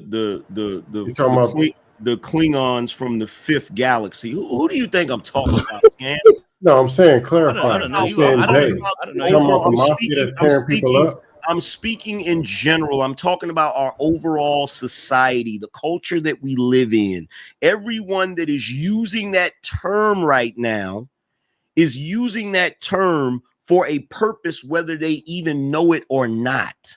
All right. So what if right now, as we speak, the concept of emotional intelligence, and there is some merit to this, is the concept of a man just being a simp and letting his woman run over him? That's not emotional intelligence, though. By definition, that's not right. See, I'm not saying that people are not using the definition incorrectly. I believe it's a lot of people out there that is incorrectly using what emotion intelligence is. But if we go to the root of what it means by definition, Dr. K just described emotional intelligence, and he put another word on top of it that he actually liked. That's all he did. That's what he did. And he actually showed you. He actually showed you why they're using that word and the agenda behind it. He showed you that too. Listen, ladies have been if you know women, and this will just be honestly, if you're gonna go by that argument, let's just run by that. If it's emotional maturity, they will use that against you too. If we're going by your if you're going by your example, I'm telling you now, whether it's wisdom, whether it's emotional maturity, they will use it against you. It doesn't matter what words you put on it. Because it's not the right word. Because you understand. Hold on. Wait. Before you jump in, I'm gonna let you have it. If you're saying that this is a behavior issue, right? That women do this thing, right? They utilize these things and use it against men. I'm saying to you is if it's a behavior thing, it doesn't matter what word you put in it because it's a behavior issue. It's a root cause issue, which means it don't matter what word you put on it, whether it's emotional intelligence or emotional maturity or whether it's wisdom, because they'll use it against you anyway. If it's a behavior thing, if it is a behavior thing, they will keep on doing it and say, do you know what? You're not emotionally mature. And have you not heard women say that before? No, you're not emotionally mature. No, it's not. It's not true for one simple fact. The word maturity has a much longer history than the word emotional intelligence. If you ask the average person what it means to be mature, they know and fully understand the concept of that. Today, if you ask the average person what emotional intelligence is, you'll get 100 different answers. There's a difference. And you wouldn't. So why couldn't we just redefine it? That's why we're asking about the day, because there's different people who use it for a good, some will use it for a bad. That's why I was hold on. But you can't do that with maturity. People and do bad things. 1 second. We got two new people coming in. We're gonna let them stand. We're gonna let them state where they stand, and then we're gonna go back to everybody can jump in and say. So, Ty, what do you have to say about emotional intelligence? Whoa! How you gonna jump to Ty before you go to Gary Grant? Gary's first. He's the senior supporter of this show. She's a newbie. You don't step nobody over, Gary Grant. Gary Grant, you go first, brother. We ain't gonna have that. Thank you, brother Aaron.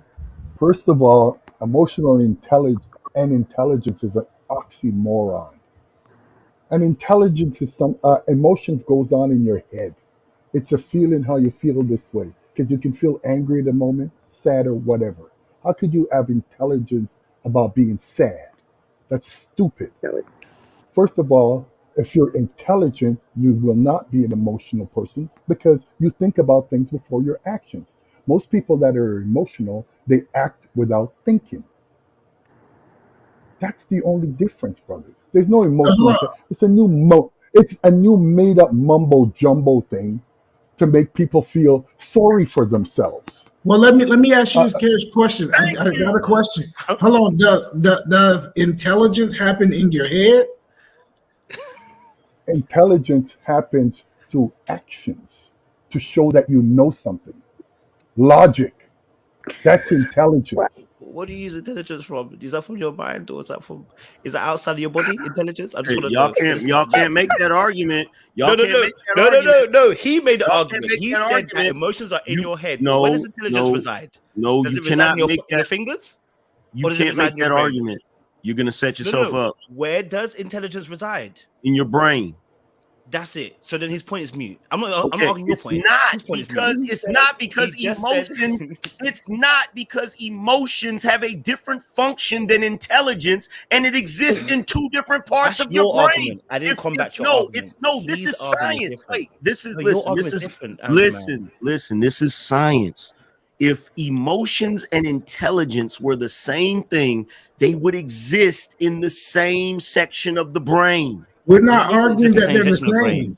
We're not arguing that they're the same. If you say emotional intelligence, that's a compound word. You're connecting them. So what is intelligence? Angry Man, don't try to use logic on some of these little black book. You said I confuse things. First of all, intelligence goes from working, doing something. You cutting in and out. Cut out, Gary. Go for it again. Hey, Gary, you got to go out and come Sorry back about in. that. Okay, no, am I okay now? Yep. Am I good now? Yeah. Okay. To gain intelligence, you actually have to put something into it to gain it. If you want to gain intelligence on math, science, whatever the case may be. An emotion is just an action. You feel angry. What intelligence does it need to gain that? So having emotion and intelligent, that word is an oxymoron because they don't mix.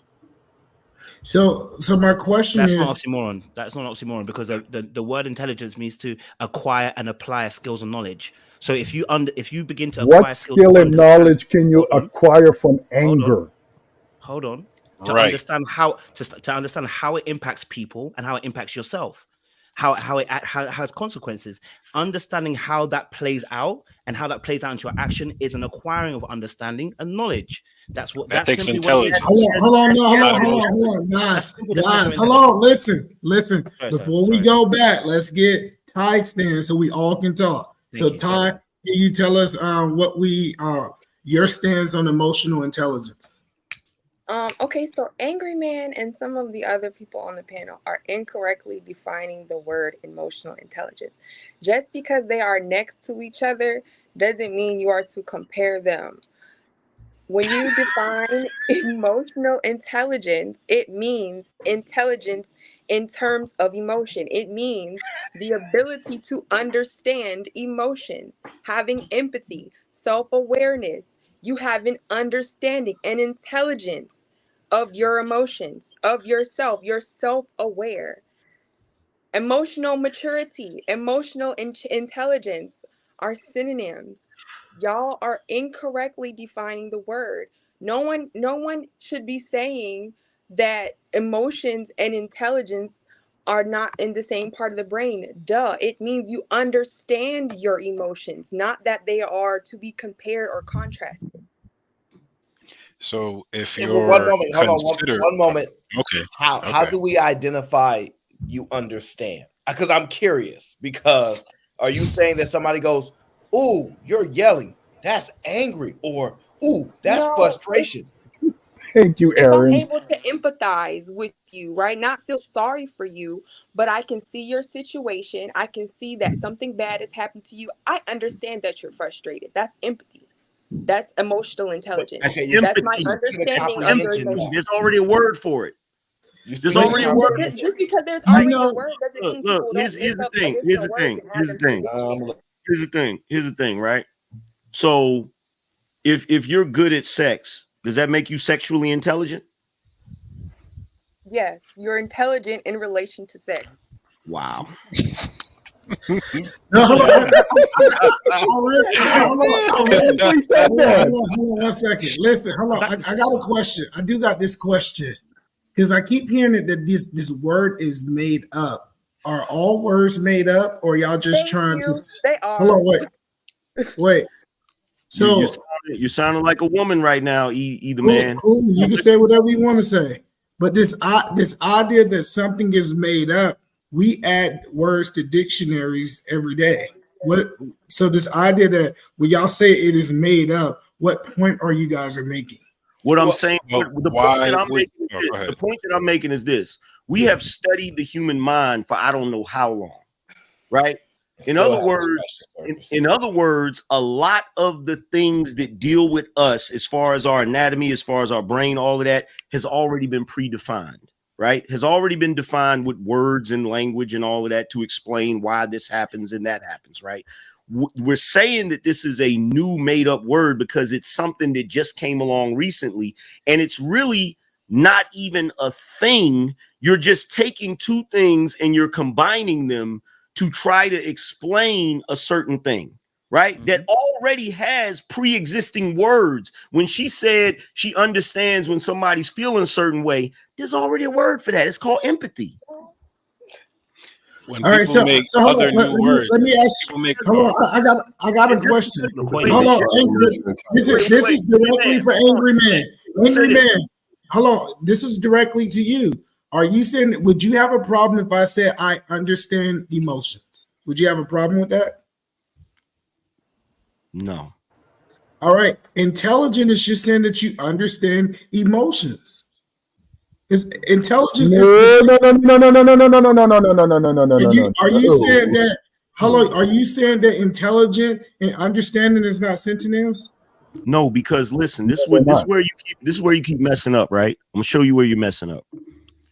Where you're messing up is you're taking something that exists in human beings that, again, cannot truly be quantified and really is not understood, even if you want to have the hubris to pretend that you understand it. Okay, it's just like love. You have people that say, oh, I understand what love is, which is also an emotion, right? Perfect. You're saying that you understand emotions, and I'm telling you right now, none of you understand emotions, because if you understood emotions, you would truly be able, if you had what you call emotional intelligence, you would be able to master it. And no human being has done that, period. Has any human mastered anything? Because what you're saying is a growing understanding of something. The English language, so no. Okay, a growing understanding of something does not look. I could understand. I could study artifacts, right? Mm-hmm. Okay, I have an understanding of the artifacts, and I may be intelligent or knowledgeable about that, but I'm not gonna say what's the term for a person that studies artifacts? What's it called? That's archaeologist. Archaeologist, yeah. Am I gonna say I'm an archaeologist intelligent, or I'm intelligent archaeologist? Like, no, I'm just gonna say I'm an archaeologist. So but if intelligent archaeologist was something that was normalized, you might say it. It's just like any other set of there's words. A reason. Look, I gotta say over the word. Look, even if I'm gonna get a whole lot of hate, why would you normalize it? I gotta say this, even though I'm gonna get a whole lot of hate from this, especially from Scam Likely. I gotta say this: it is no coincidence that you women have latched on to this. Latched on to what? Emotional intelligence. Like, that's just crazy. Like, how did emotion and intelligence become in the same argument?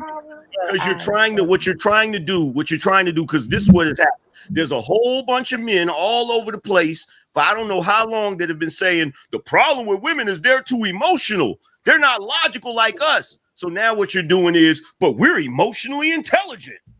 Hello. I got a question. So but you said the word existed before this. Hello. The understanding of what emotional intelligence is existed before this. So what are you again? This is what I'm trying to say. Well, it's a dumb argument because it's redundant. You're using the same. We are talking the same point. It's just the problem is you have a problem with the user. The word is not an issue. You have an issue with the user and the Problem user with the how they use agenda. the issue, right? No, I or have the a agenda problem. even, right? I have a You problem have a with problem the with agenda. agenda. I have a problem with the agenda, and the word is fueling the agenda. So ultimately, I'm going to have a problem with the word too. What's the agenda? The agenda is going to do what the agenda does, no matter what it is. That's what they do. Chocolate. Yes. Hi, everybody again. Yeah, I don't.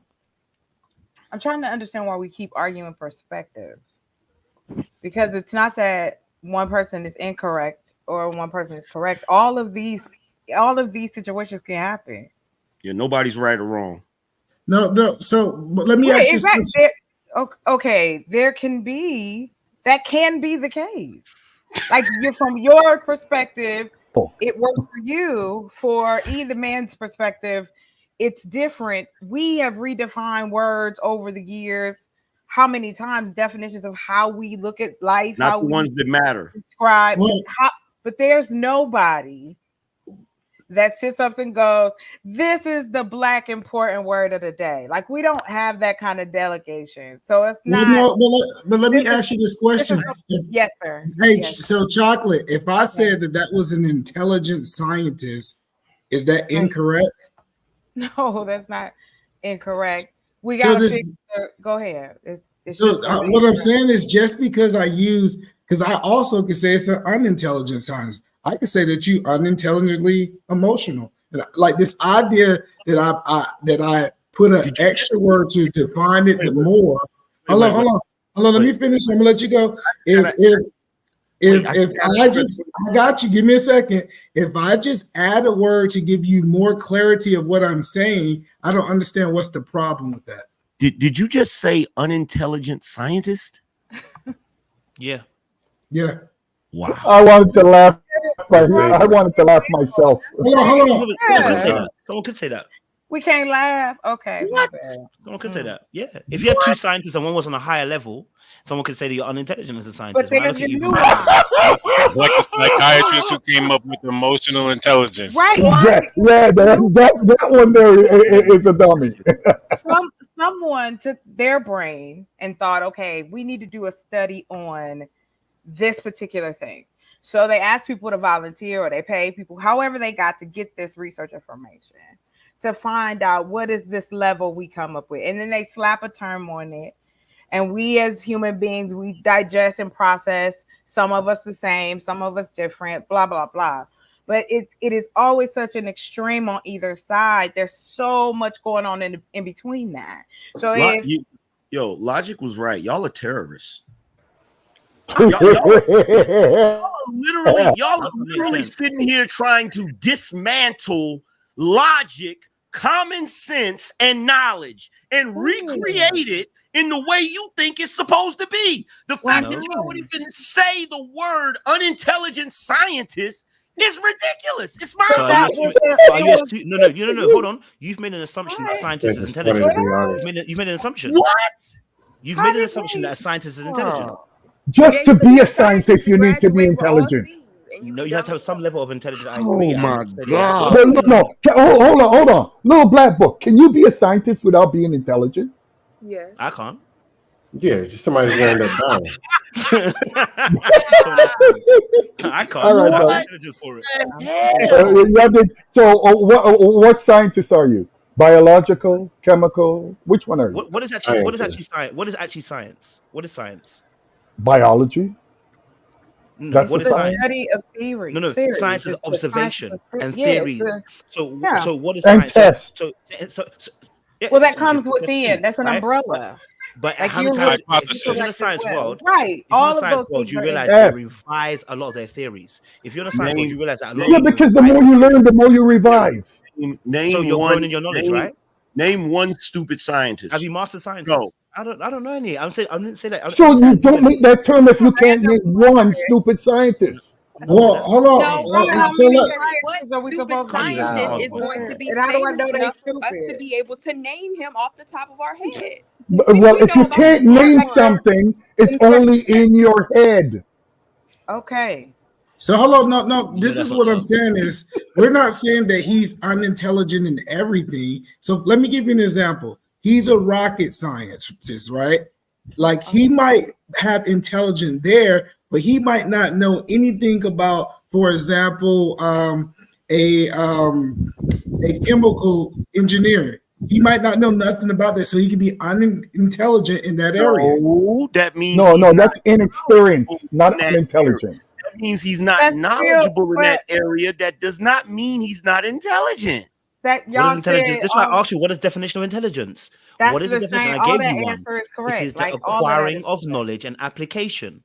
So if the person if the person doesn't have a knowledge in a particular area and they can't apply that knowledge, they would be quote unquote by definition unintelligent. In fact, all of us in some definition will be unintelligent in a certain area of our life because you don't have the knowledge and so you cannot apply it in that particular area. That is the definition. I'm going by what the dictionary told me. So if you're telling me what intelligence, that's why I asked you, what does intelligence mean? Then we can define it and work from there. So someone can be, that's why we were saying that earlier on, you can be intelligent in emotion because you've acquired understanding and some knowledge. You're not perfect in it because what you try to do is shift the goalpost and make it, have you mastered it? And that's not what it is because a scientist doesn't know everything about science. Doesn't know everything about life. He grows in knowledge. Does the biologist know about biology? No, because you're generalizing science. Intelligence if you're able to understand someone's emotions. Let me land.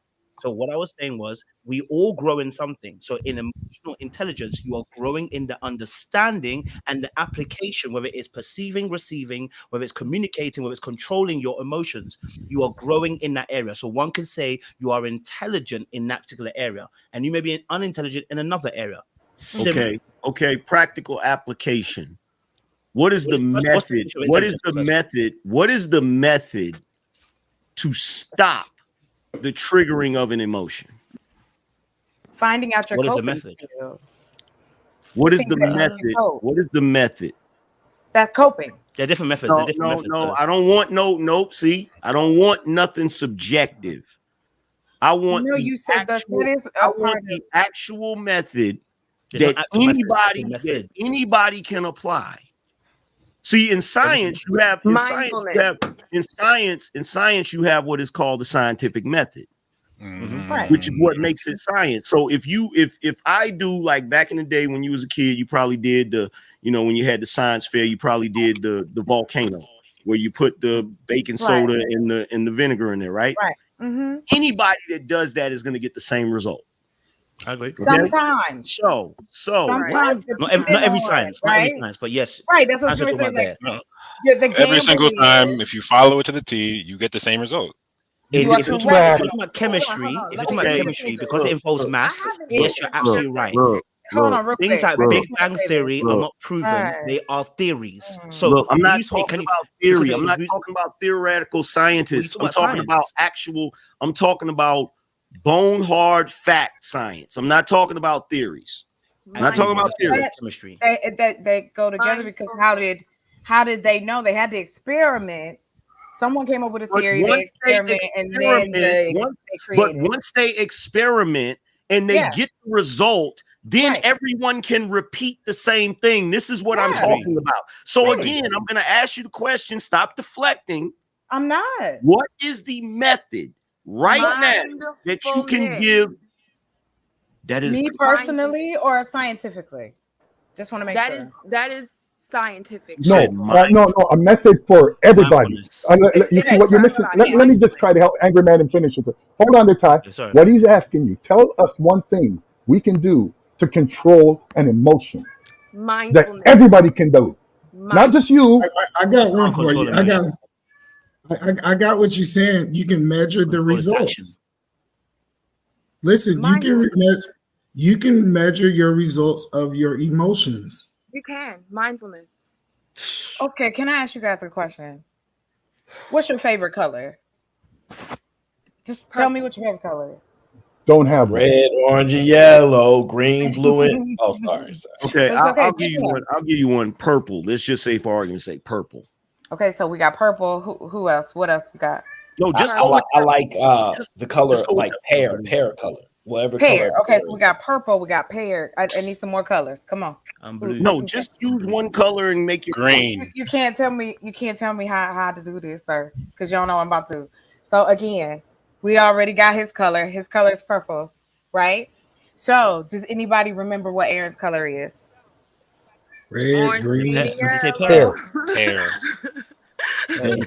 Now, hold on, pause right there. So in that moment, right there in that 1 second, some people heard pears. They remembered the last thing he said, and some of you remembered the first thing he said.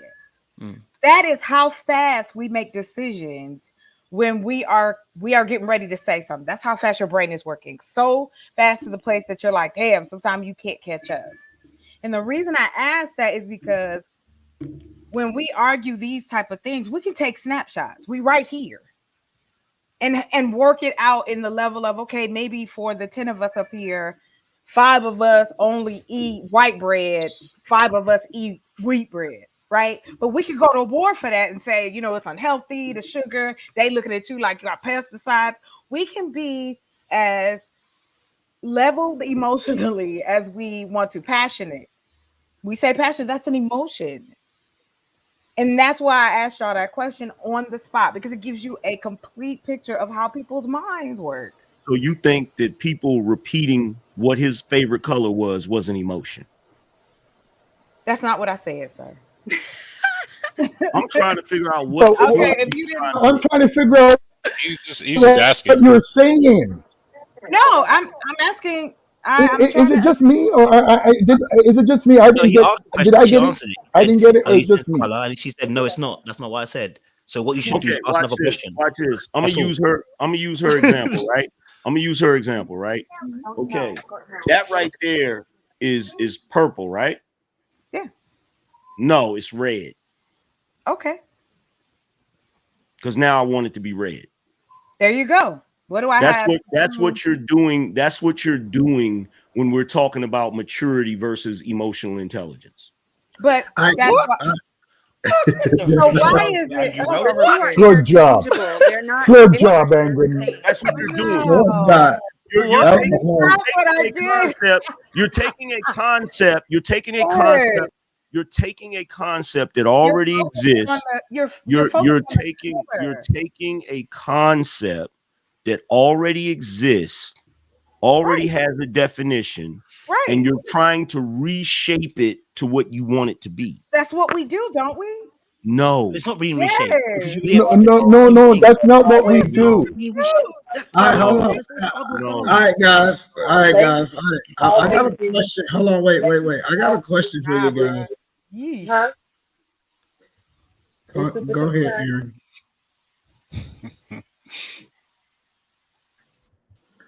All right, cool. So I thought Aaron was gonna read it. All right, cool. So I'm on mute. You're supposed to read it. You literally say, I don't read super chats. Appreciate the super chats. J1 was talking about. J1 says, "Little black book, go fetch a cup of tea, my G." Angry man, Aaron, no salute. I heard J1 asking about me in the chat. I was just saying, go ahead. All right, cool. I did got a question because I really want to go into talking about leading the free world, right? Question. Something happened to me this week that I thought was interesting, and I kind of want to get y'all perspective on it, right? So the question that I want to ask you guys is this right here. Do you believe that people of color should get more involved in jury duty? Before you ask that question, because these super chats will skim the conversation. Before we get to that, MC says, so how you say that word? Schizophrenia. I knew Ty was gonna fall for. Thank you, Ty. I see you emotionally intelligent. Schizophrenia shouldn't be used as a term because before we used to call people crazy. We still call them crazy. They should probably stop though. DJ Neff says emotional intelligence, toxic masculinity, financial abuse. Somebody need a whoop for continue to come up with these foolishness. They're gonna continue to come up with it too. Just give them a book and give somebody a pencil and they write it on social media. Were the scientists that said we have to wear a mask and get the jab intelligent? Were they intelligent? Yes. to MC Heavy Tits, that was a moronic statement because schizophrenia and crazy are meant to describe the same fucking thing. Intelligence and emotions don't are argue two with the different chat, angry fucking man. things, man. Don't argue with the chat. They are two different things. Jesus Christ. Period. This man can't never argue with the chat for one show. I just Okay. want to make a Will point. says, would you guys consider psychology a science? I don't even know what science is. I didn't go to class. Yes, it's a science. Psychology Kazi says, do you put butter on the bread? I put cinnamon toast crunch. Yeah, cinnamon toast crunch. Okay. Options, baby, options. T.O. says toxic masculinity, emotional intelligence used mainly by who and against who. They can't define but feel the meaning, but can't communicate their feelings. Oh, the Americans. Okay, Eda man, you may transition to your next question. All right. Hey man, I say one more thing because I came up to get my apology from Angry Man for reading my super chat wrong earlier. Don't waste your time. Yeah, he is, because I was saying y'all, all three of y'all, all three of y'all, you, Aaron, and E-Man all read my chat wrong when Rob B read it, because I was saying that women like to use emotional intelligence, like they scale emotional intelligence by ability to have a conversation as a trap to get you to talk to them more or whatever, whereas men don't scale emotional intelligence the same way. We scale it based on the level of consideration that you show, which was the original conversation y'all was having at the beginning of the show. But y'all was all like, but that Angry Man called my comment vaginal or something like that. I think because he read it or took it. Yeah, he said something. You said something. I was like, nigga, I was on your side. How you sit here and try to shoot me from the rafters? My apologies, good sir. You are both a scholar and a gentleman. Well, you wrote it wrong. How about that? You wrote it wrong. Intelligence. I wrote it twice. Right now. You wrote it wrong twice. I know, but I want to go back into it. So I had a chance this week to be able to go sit on jury duty, and I was a little disappointed, to be honest. Do you believe that people of color should get involved with making decisions whether people go to jail or not? No, because they don't have emotional intelligence. If it's going to be that's funny. Because for real, if y'all want to talk about black folk, y'all definitely ain't got no emotional intelligence. So you might as well just have to stop having that conversation. I actually would argue the whole point of a jury is to prey on people's emotions. One could actually make the argument that only wait, Aaron, wait. We going there. Give me a second. All I wanted to say is it says that when we do this, you're supposed to be judged by your peers. You doing spoilers either, man? So that would do that. Wouldn't that make sense? You have black jurors usually in places that are predominantly this, or you may have whomever that jury pool pulls from in that neighborhood. So I don't understand how we could say a black jury would be worse than anybody else's jury. So hold on. So you saying that you being judged by 14 white people is the same as you being judged by 14 black people? No, that's not. They're different. That's what I'm saying. If you're in a predominantly, it's like if I'm in the Hamptons and going to court, in comparison to going in Chicago and going to court, who do you think my peers are going to be? They're going to change dramatically. Well, the thing about it, Chocolate, it shouldn't matter as long as they have jury intelligence. Well, you need to add that one to the Webster book. I mean, hey, it could be a part of it, just like the rest of the words that are made up. I see you laughing, Ty. I see you laughing. Go ahead and chuckle it up. So Ty, I do want to know what Ty thinks. Do you believe people of color should be more involved in jury duty? I personally believe that yes, black people should, because we should be judged by our peers, and being judged by white people is very different from being judged by black people. However, me personally, I don't want no parts. I just ripped up my jury survey that came in the mail, so I'm cool on that. No, thank you. I don't want them kind of problems. So the problem is I hear a lot of black people complain about the judicial system. They complain about how we're being abused in the system, but they don't want to participate in this system. Do you believe that it might not be bad? It just might be enough black people just tore up their car and then show up to give that person a fair trial. Ty?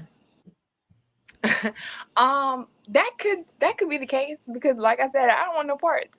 I personally, I wouldn't take a trial by jury if I had a choice between a judge and a jury. Let me stick to you. I don't got time for their personal opinion biases. I don't want that part. I just take a judge. Thank you. I'll defend myself. I don't need no lawyer. Not if you. That's may I just add, if that's okay, off of what Ty said, if I can add to it.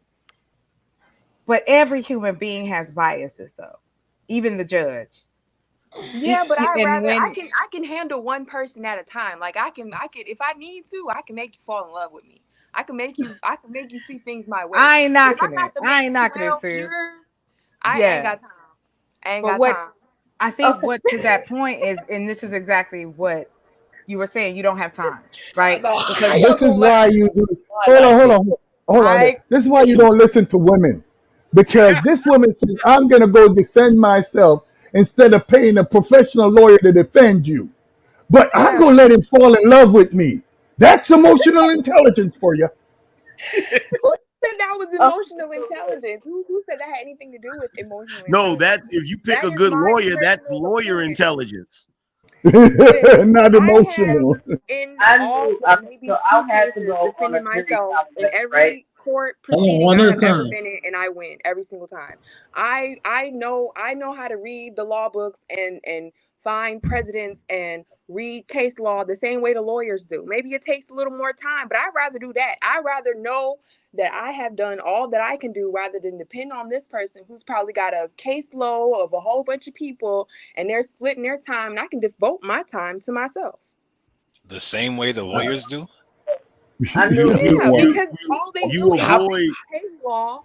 How many years do you think people spend in law school learning law? And let's say if you have not spent any time doing it, let's say you get locked up. You telling me between now and 3 months, 6 months, speedy trial, whatever you want to call it, you would have consumed enough information to supersede or surpass people that have been studying this for years and decades. First, let me say I'm not finna murder anybody, so I'm not gonna have problems that big where it needs to be that deep.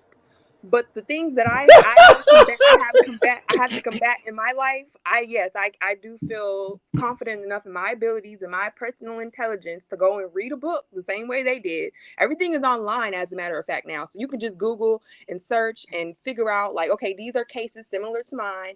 How did these lawyers win? What precedents did they use? What case law did they reference? You gonna put your freedom on? Hey, yes, I do it all. Every case I have ever dealt with, I defend myself. Hey, Ty. Yes. Thank you for accurately demonstrating the separation between emotions and intelligence. No one said emotion and intelligence are the same thing. Emotional intelligence is defined as intelligence of your emotions, of your emotional state. It is not saying that emotions and intelligence are the same thing. Fair enough, but you don't have any lawyer intelligence. How do lawyers learn what they learn? Right? Through reading. By going to law schools, by learning all these cases. And you know what you're missing, Ty? Hold on. Let me tell you something what you're missing. The number one thing you're missing.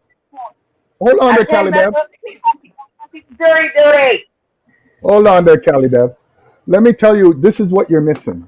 And what a lawyer has that you'll never have. Connection. Callie's lacking panel intelligence. Do you know that, Ty? You can know all the laws in the world. You can read all the case studies. Right now, I know exactly what the hell going on with my emotions right now. But look, my thing is this: I knew that jury duty was important. When I actually went, I got my summons. And I went. I was excited. Wanted to do my good, be a good citizen, and all that shit. When they were doing the questioning, they asked that chick, "Do you have a bias or whatever like that?" Right? Do you know anything about this case? So she was like, "Yeah, I saw a quick little story on the news, whatever." And they were like, "Do you think that this person is guilty?" She was like, "Well, yeah, he's guilty. They arrested him, right?" I'm like, "Oh my gosh, like that's the reason why you're here is to help determine this. He's not guilty just because he fucking got arrested." So that ever since then, I was like, you know what? Every time I get my goddamn summons, I'm taking my ass right down there because I could just so happen to be called for a fucking jury trial, and that's what the fuck happened. If I hadn't have shown up, she could have got picked that day instead of me for that damn jury trial. So the reason I asked this question is because, first of all, everybody got a level of bias, right? There's no person on earth that is not biased to some extent. Now, you being biased to make decisions is a whole different conversation. But when it comes down to it, the question that I'm going to ask you guys is because, so do you think it's wise? Because this is what I heard over the last week. I don't vote because I don't want to be on the jury. I don't want to vote because I don't want them to call me in for the jury. I want y'all guys to elaborate. What do you guys think about that as we get ready to go into this election? I think that's a human thing.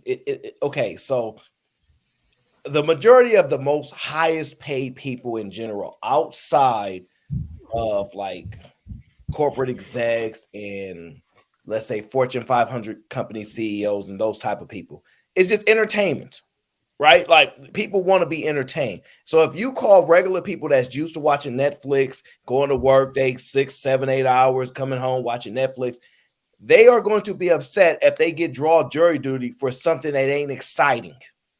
So they're going to want out. But if you give them something exciting, they willing to not go to work.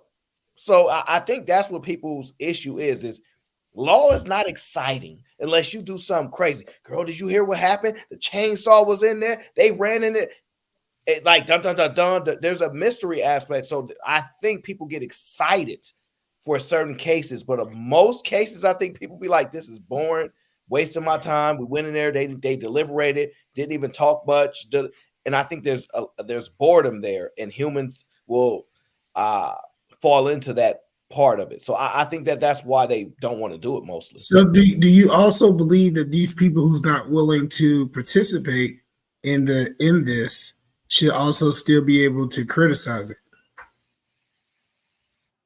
To what degree though? Because I'm criticizing saying it's boring. Yes, they should be able to say that. No, I mean like, hey, it's rigged. When we start talking about it's rigged, the reason we go to jail because they racist and this, that, and the third. These jurors are racist.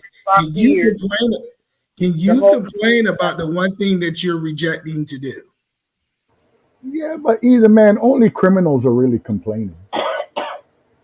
Nah, that's not true. But money talks and bullshit walks. The majority of people complain about the majority of people complain about the system are the people that's involved in the system, and the majority of people involved in the system are criminals. I've never heard the majority of college students or working people complain about the law system. What about the attorneys? What about the judges? What about the overcrowded jails? What about the safety of the guards? Like, there's so much to it than just one piece of it. You know what I mean? Right. Like that is what, when we talk about that, here's an example of that. If we want to use emotional intelligence, for me, my level or how I feel about people is like, I'm thinking of all of those things too. That's the empathy of, okay, yes, we may not want to be, uncomfortable, miss work, or be a part of something that may be detrimental to us. But it's just like anything else. It's like the lottery. They run it to see, they mail it out. Who hasn't done it? You still got to go through a vetting process before you even get to the seat. So it's like, what?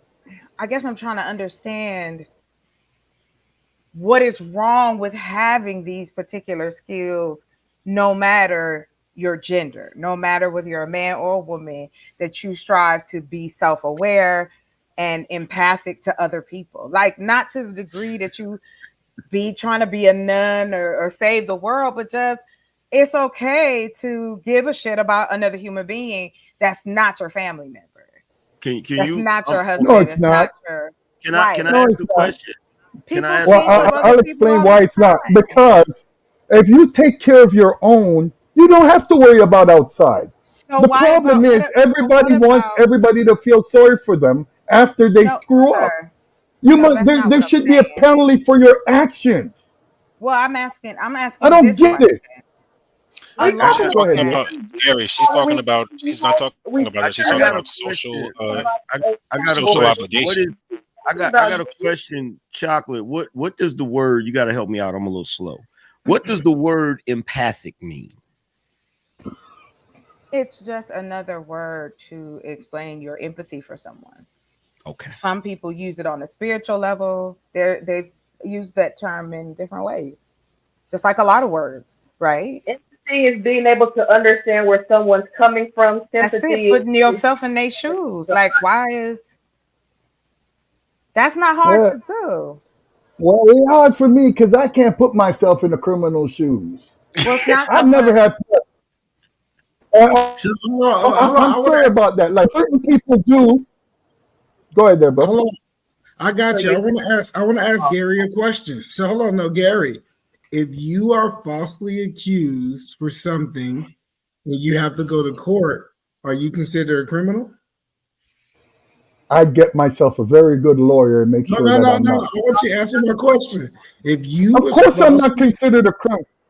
I'm not considered a criminal. I'm being falsely accused. Hey, all right. hey, you still got chocolate. arrested though. Hey, chocolate. I just want you to know that um that's not what empathic means. Like, I think you meant empathetic. Just want to Okay, say. I maybe misspoke. Thank you for the correction.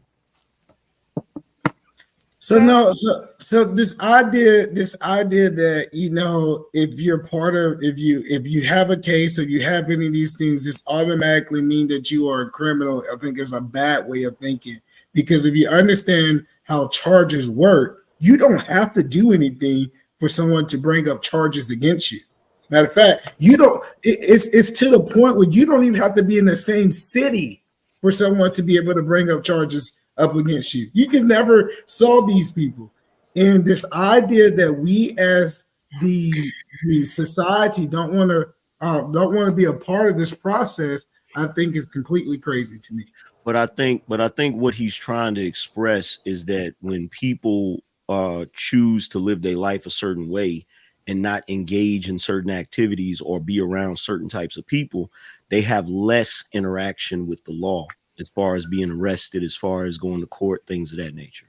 I agree, but angry man, the point that I'm making is somebody come into my house and I do whatever to him for coming into my house.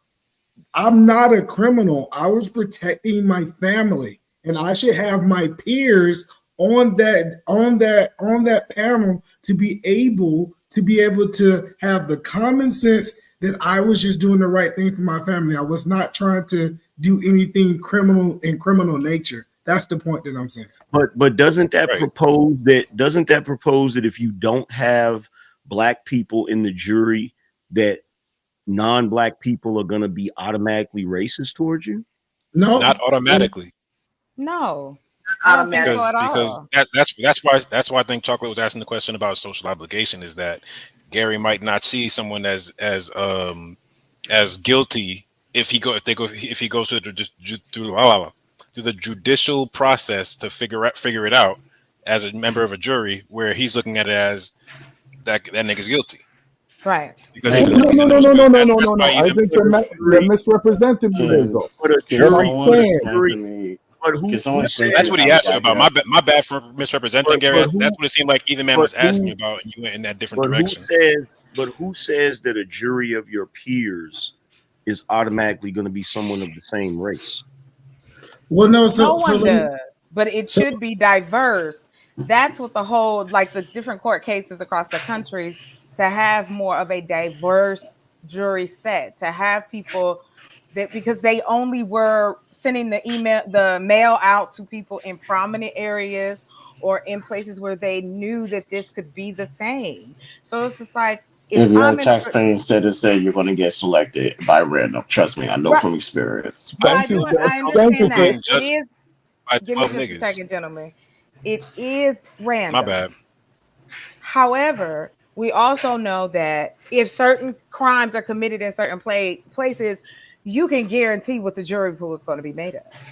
So we can't negate that and pretend as though there's no other two-tier service going but on chocolate, around that. chocolate. Did you hear what you just said?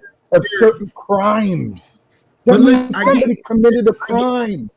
They're still going to process. Like if either man is protecting, I'm sorry, excuse me. If either man is protecting his home, right?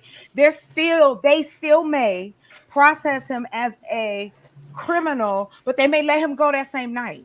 They might He's a criminal. He committed a crime. Right. They're going to assess and then they'll let him go, even if he is defending himself. No, but he's protecting himself, so he did not commit a crime. No, we're talking about the jury process. That means whether he committed a crime or not is to be determined. So you can't be like, oh, he's a criminal before you. When it comes to the jury selection process, y'all keep jumping to the criminal part, and that's why I was confused about what you said earlier, Gary. Contacted or arrested by the criminal. Why are we skipping over the fact that he insinuated that? What are you talking about? How the hell did we get here to begin with? No. Well, first jury selection. That's how we got here. Not my fault, Angel. You consider a criminal. Aaron, from now on, my super chats are going to be blank. I didn't think sending a $5 super chat was going to do all of this. Well, no, so Chris, hello, I want to know where Chris stands. Do you believe that people are innocent until proven guilty, or do you think they're guilty until proven innocent? You're joking, right? No, because Gary is saying that they did a crime, so they are criminal before their case. So, you are not a criminal until the judge or the jury find you guilty. All right. So do you feel that the public should get involved with this? When I talk about the public, I'm talking about people of color. Should we be the ones that choose, or you feel that it doesn't matter as long as it's someone from your community? We already, which makes it a stupid ass question to begin with, because we do that anyway. If you're a taxpaying citizen, you want to get selected. The two things you could do to get out of jury duty is if you're a full-time student in college or you got a babysitting duty. And trust me, I will choose babysitting duty next time, because I lost money during jury duty. They rewarded me $6 and a Chick-fil-A sandwich. So now it's more ways to get out of jury duty. Part of the problem is why we don't have a jury of our peers on these jury trials. Who gets? The problem. I don't know why I'm so angry. The problem is not the problem. See, here's the thing. The problem isn't jury selection. The problem isn't participating. The problem is some of the laws on the books. That's the problem. Do you believe they can be changed? Yes, they can be. If we started becoming more involved. But that's where the participation needs to be. Exactly. The participation needs to be in the actual process of making the laws and your local freaking government. As opposed to waiting until something messed up happens, like a man defending himself and then having to go to trial for defending himself. If you really want to be honest, in most jurisdictions where you have self-defense, stand your ground laws or whatever, right? If either man is in his house, somebody breaks into his house, he shoots him. The only thing that the police should have to do is bring him down to the station, ask him everything that happened, let him go. You understand? But the only way that's gonna happen is if you live in a state that has stand your ground or castle laws. Well, see, that's the thing. It doesn't address the culture. My bad. No, go ahead. What culture? Okay, that doesn't address cultural influence, which is why I said I would rather be judged by 12 niggas than 12 white people. I would rather be judged because they understand me from a certain perspective. Judged by 12, then carried by 6. No. Or you talking about something different? That was not, me but too. that where you're going into a situation and you see people that you can identify with and relate to culturally is going to make a difference in how you're going to have to approach the case and how they're going to treat you in the case. Aaron O had a show a couple of weeks ago or whenever about the influence of Black women. It wasn't about this, but we discussed the influence of Black women becoming lawyers, becoming judges, going into these places, and the net positive effect that was having over men doing it. But the fact that they were Black women, like if I was in Atlanta and I got charged and it was a Black judge there, I would feel some type of way about a Black woman judge judging me versus an old white dude. They both have the same potential to be fair, but I know that I'm going to feel more comfortable with the that's Black not judge. that's not true, bro. But I don't know what study. I don't know what study you're talking about. But there is no net positive. I didn't say a study. Well, there is no net positive of more Black female judges. Well, you can research it. That's public record.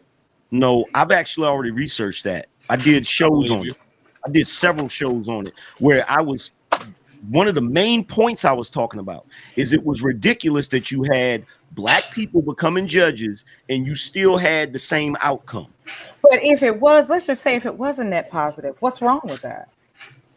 It would be cool if it was a net positive. But let's just say, was there a net negative? Was there a net negative? Was it? That's what I'm saying. Like it just as we speculate on the other end, it's never speculation on the positive side. It's always speculation that it's going to turn into something negative. Here's the thing. It's always that. Let me ask you a question. You ever been arrested and had to go to court for something? Yes, I have. To defend your innocence. What about you, bro? Yeah. Zoe, what about you, bro? Yeah, I got a ticket. So a ticket? No, I'm talking about something else. No, it was a life yes, I'm an upstanding citizen. And I had to prove my, Okay, here's the thing, because most people don't talk about it from this standpoint, and I'm gonna get called a coon for this, but I really don't care, right? I've been on both sides of that spectrum, right? And what I notice is now that I'm on the other side of the spectrum, I don't deal with the law. I don't deal with police. I don't have to. And the reason why is because I'm not engaging in certain activities. I'm not hanging around certain types of people. I'm not in the vicinity where it can be assumed that I did something. You see what I'm saying? That's a part of it too. We try to pretend like that doesn't exist. But that's why. So wait. Are you defining like important. You're criminally emotionally intelligent? I have absolutely no criminal intelligence. Thank you. But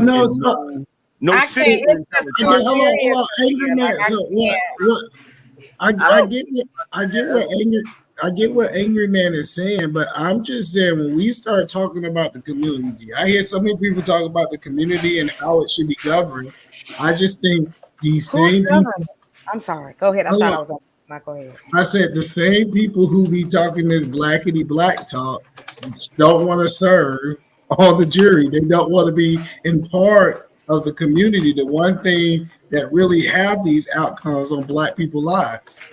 Because the reason why, Eat Man, this is the reason why. Because culturally, when it comes to Black people, they don't want to be in a court period.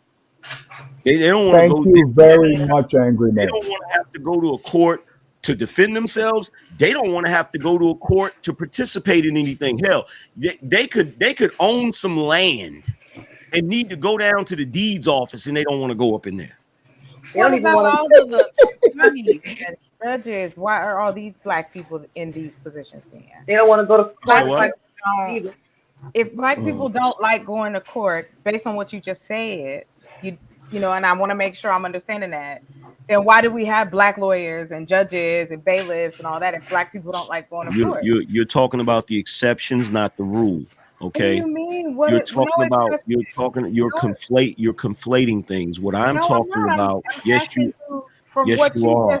Listen to what I'm saying, and you'll understand what I'm saying. I understand what you're saying. I don't know why. No, you don't. No, you don't. Okay, let him finish, and then you go. How's that? it's okay.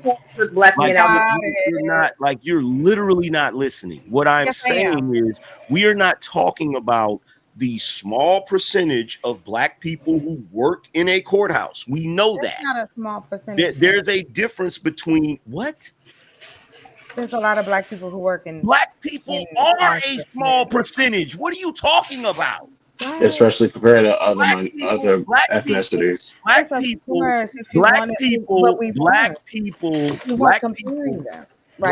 This is why you don't hear anything, because you listen instead. You talking instead of listening to my answer. I heard what you said. No, how can you hear what he said if you're talking? That's impossible. You cannot listen and speak at the same time. Hey, y'all. Okay. According to a generated AI from Google, in 2022, Black lawyers made up 4.5% of the legal profession, which is less than the 13.4% of Black people in the U.S. population. The percentage has remained stagnant over the last decade. Okay, so again, thank you very much, Chris. Going back to what I was saying, number one, you already know that black people are a small percentage of any industry, for the simple fact that black people represent a small percentage of the country. Okay, so going back to my point, right? I'm not talking about the people who are working in these places. I'm talking about. That's all you had to say. Like, why the whole theatric, and then we got to read the. I wasn't saying that you were wrong. I just added to it. I literally said that while you were talking, but you didn't hear me. No, you didn't say that. Yes, I did. If you rewind the tape, I said I'm not talking about the people who work there. Okay, maybe I misheard you. There you go. Give up, Angry. Give up, bro. Give up, bro. I keep telling you. What in the hell? Man, I'm agreeing with it, and you telling him to give up. That's what I'm saying. Like, if I argue with him, then I'm no. Here, you don't even get the problem. Chocolate. Here's the problem. Oh, why is you're agreeing with them, but you're being no. Let me try to explain to you. Damn, y'all are just not happy at all. That's what it sounds like. I'm sorry. Like, no. The problem is that you can't listen without talking. Okay, and now if he's trying to make a point, you should listen, and then now you're telling me that I'm not happy, right?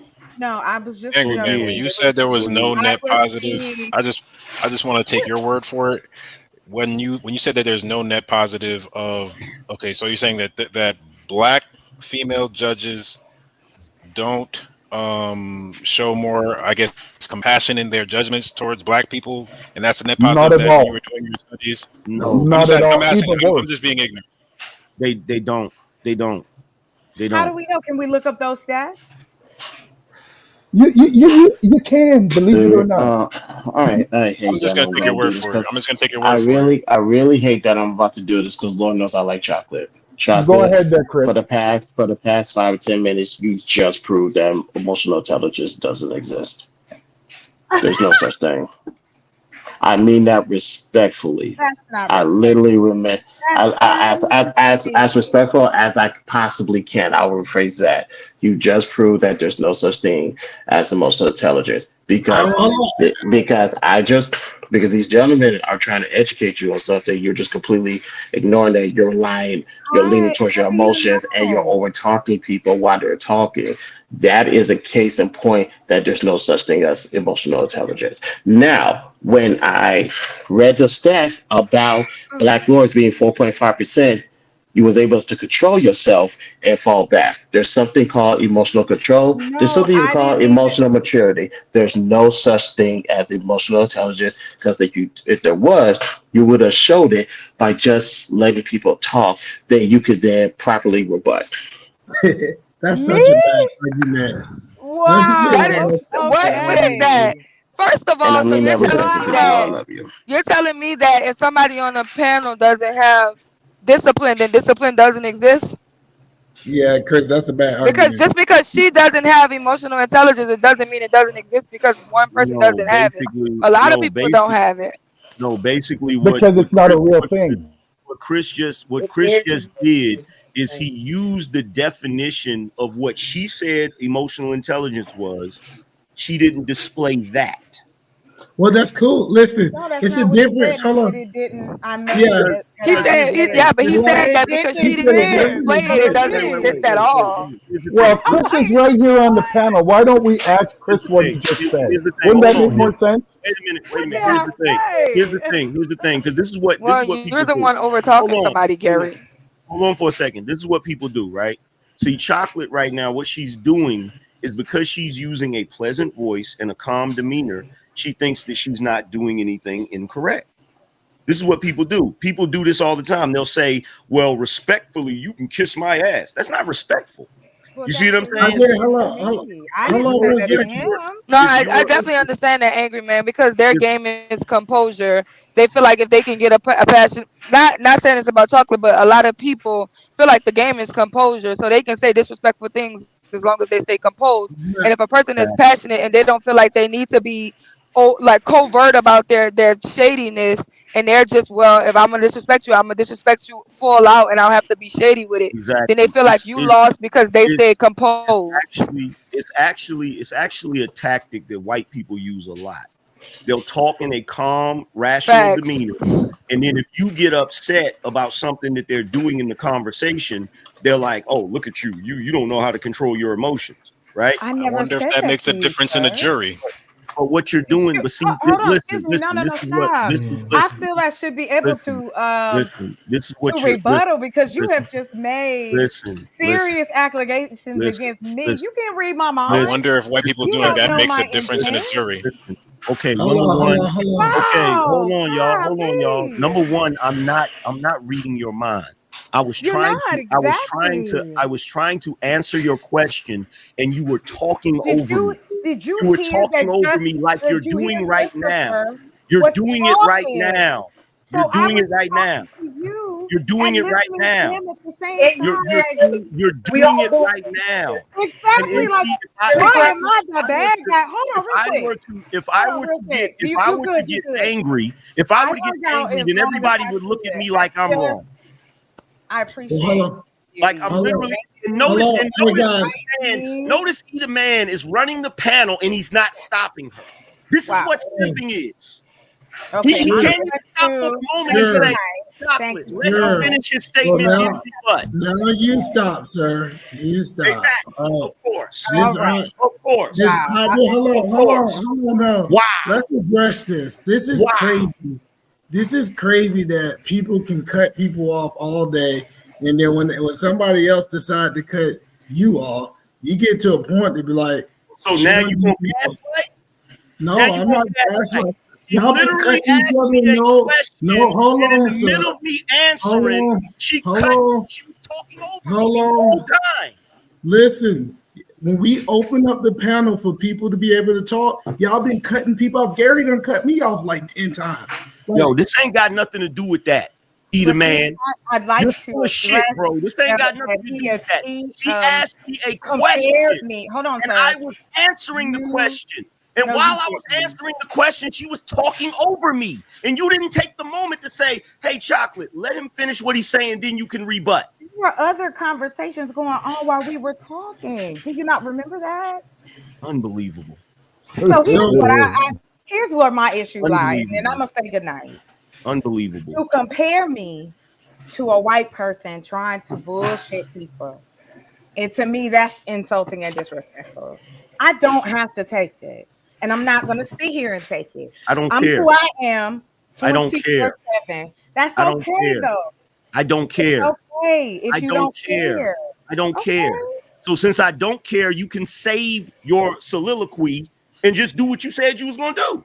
What is your issue with me? I don't have an issue with you. Yes, you do. No, I don't. Yes, you do. No, I do not. Because you have not read anybody like that except for me. You accused me of talking. No, stop, sir. You were the one talking over me. The melodrama of being talked over. Didn't you say you were going to leave? Yo, everybody does. Didn't you say you were going to leave? What is this? It's like. Didn't you say you were going to leave? Why are like I said, I appreciate you everybody. You said you weren't going to take it. Thank you so much for inviting me, Aaron O. Thank you so much.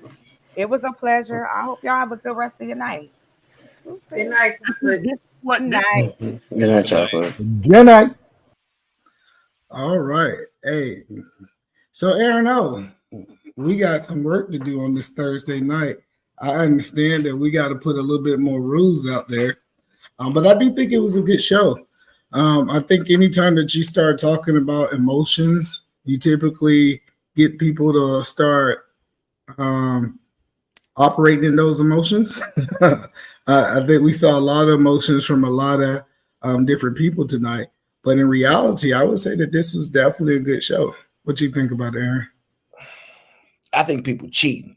They utilizing like my small 7 words, and they making a whole show out of it. And then they say the show is amazing. I don't know either, man. The people decide. When you go back at the end of the show and you read the comments, if they say this show was dope, hey, this was my favorite part, I say the people decide. I don't know. I'm just a conversationalist. I have no idea how to determine if the show is good or not. The people must decide. Okay, what I did learn today is, though, if you intelligent, you still have emotions, but you might not be emotionally intelligent, but you might be an engineer intelligent. It's like there's a lot of intelligent. Like, I think if you're intelligent, that kind of spear off to a whole lot of different things.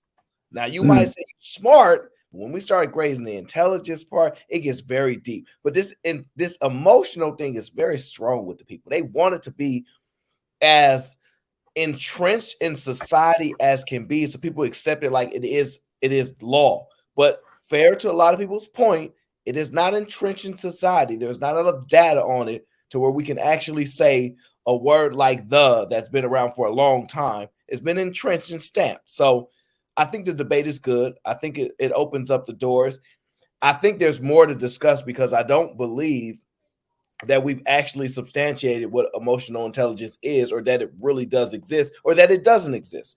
I think we got a bunch of different doors where people said it exists, but you guys are responding to the naming of it or the phrasing of it, of identifying actions and calling it something. So it was a lot of different things. I'm not an expert or pundit on any of these particular things, so I couldn't speak too in-depthly of it, but I do comprehend quite well. And so the stuff that the people were telling me accepting their information to be possibly true and then responding accordingly, I think we poked a lot of holes in a lot of things. Angry Man was doing what he does because he liked to poke holes in things, pause.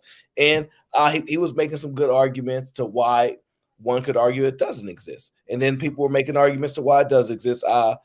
Was a little Black Bear, shout out to him. I think that was what Black Book. Black Book. I apologize. Black Book. I like his perspective. It was interesting. It was an interesting show. My goal is to make every show interesting except for the shows that I don't put on.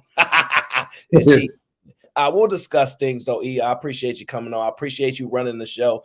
I want you to experience what it's like having an excessive amount of people pulling for their voice to be the chosen one at this particular time. And you can actually see how difficult it is just to say, hey, guys, calm down. Hey, calm down. And you get to experience at lower levels right now just how much I endured through this stuff. So, you know. I think what it really comes down to is you have a lot of patience. I think I will be more triggered. I hit the button a little bit quicker, if that makes sense. But yeah, you will. And emotionally, you'll lose all your YouTube friends. They were like, we ain't never. They said we ain't never coming over that. But no, but the whole point of this is I really wanted to start the conversation. I didn't want it to end here.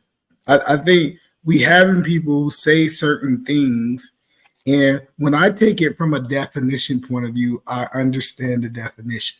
Now if we go down to the phase of saying what word should be used, that's almost arguing semantics to me. So, but I get it. Like, we shouldn't be using emotional intelligence. We should be using emotional maturity. But should we still be teaching it? Should we be teaching the principles of what they're teaching? And I think that's definitely a different conversation. But I appreciate you having me. This is a great conversation. I learned a lot. I learned a lot about people, like personalities. Keep it 100. We'll have to do it again. You know, you let me know whenever you want. We're gonna put it together, make it happen. Because you know me, I'm all about starting a conversation. Stop stealing my catchphrase. That's me. You know what I'm saying? And listen, we appreciate y'all for tuning in. Make sure y'all hit a like. Make sure y'all comment after the show to let Ida Band know, did he get the show rocking today? Just show a level of support because we do appreciate it. Outside of that, the Aaron O Show has come to an end. We'll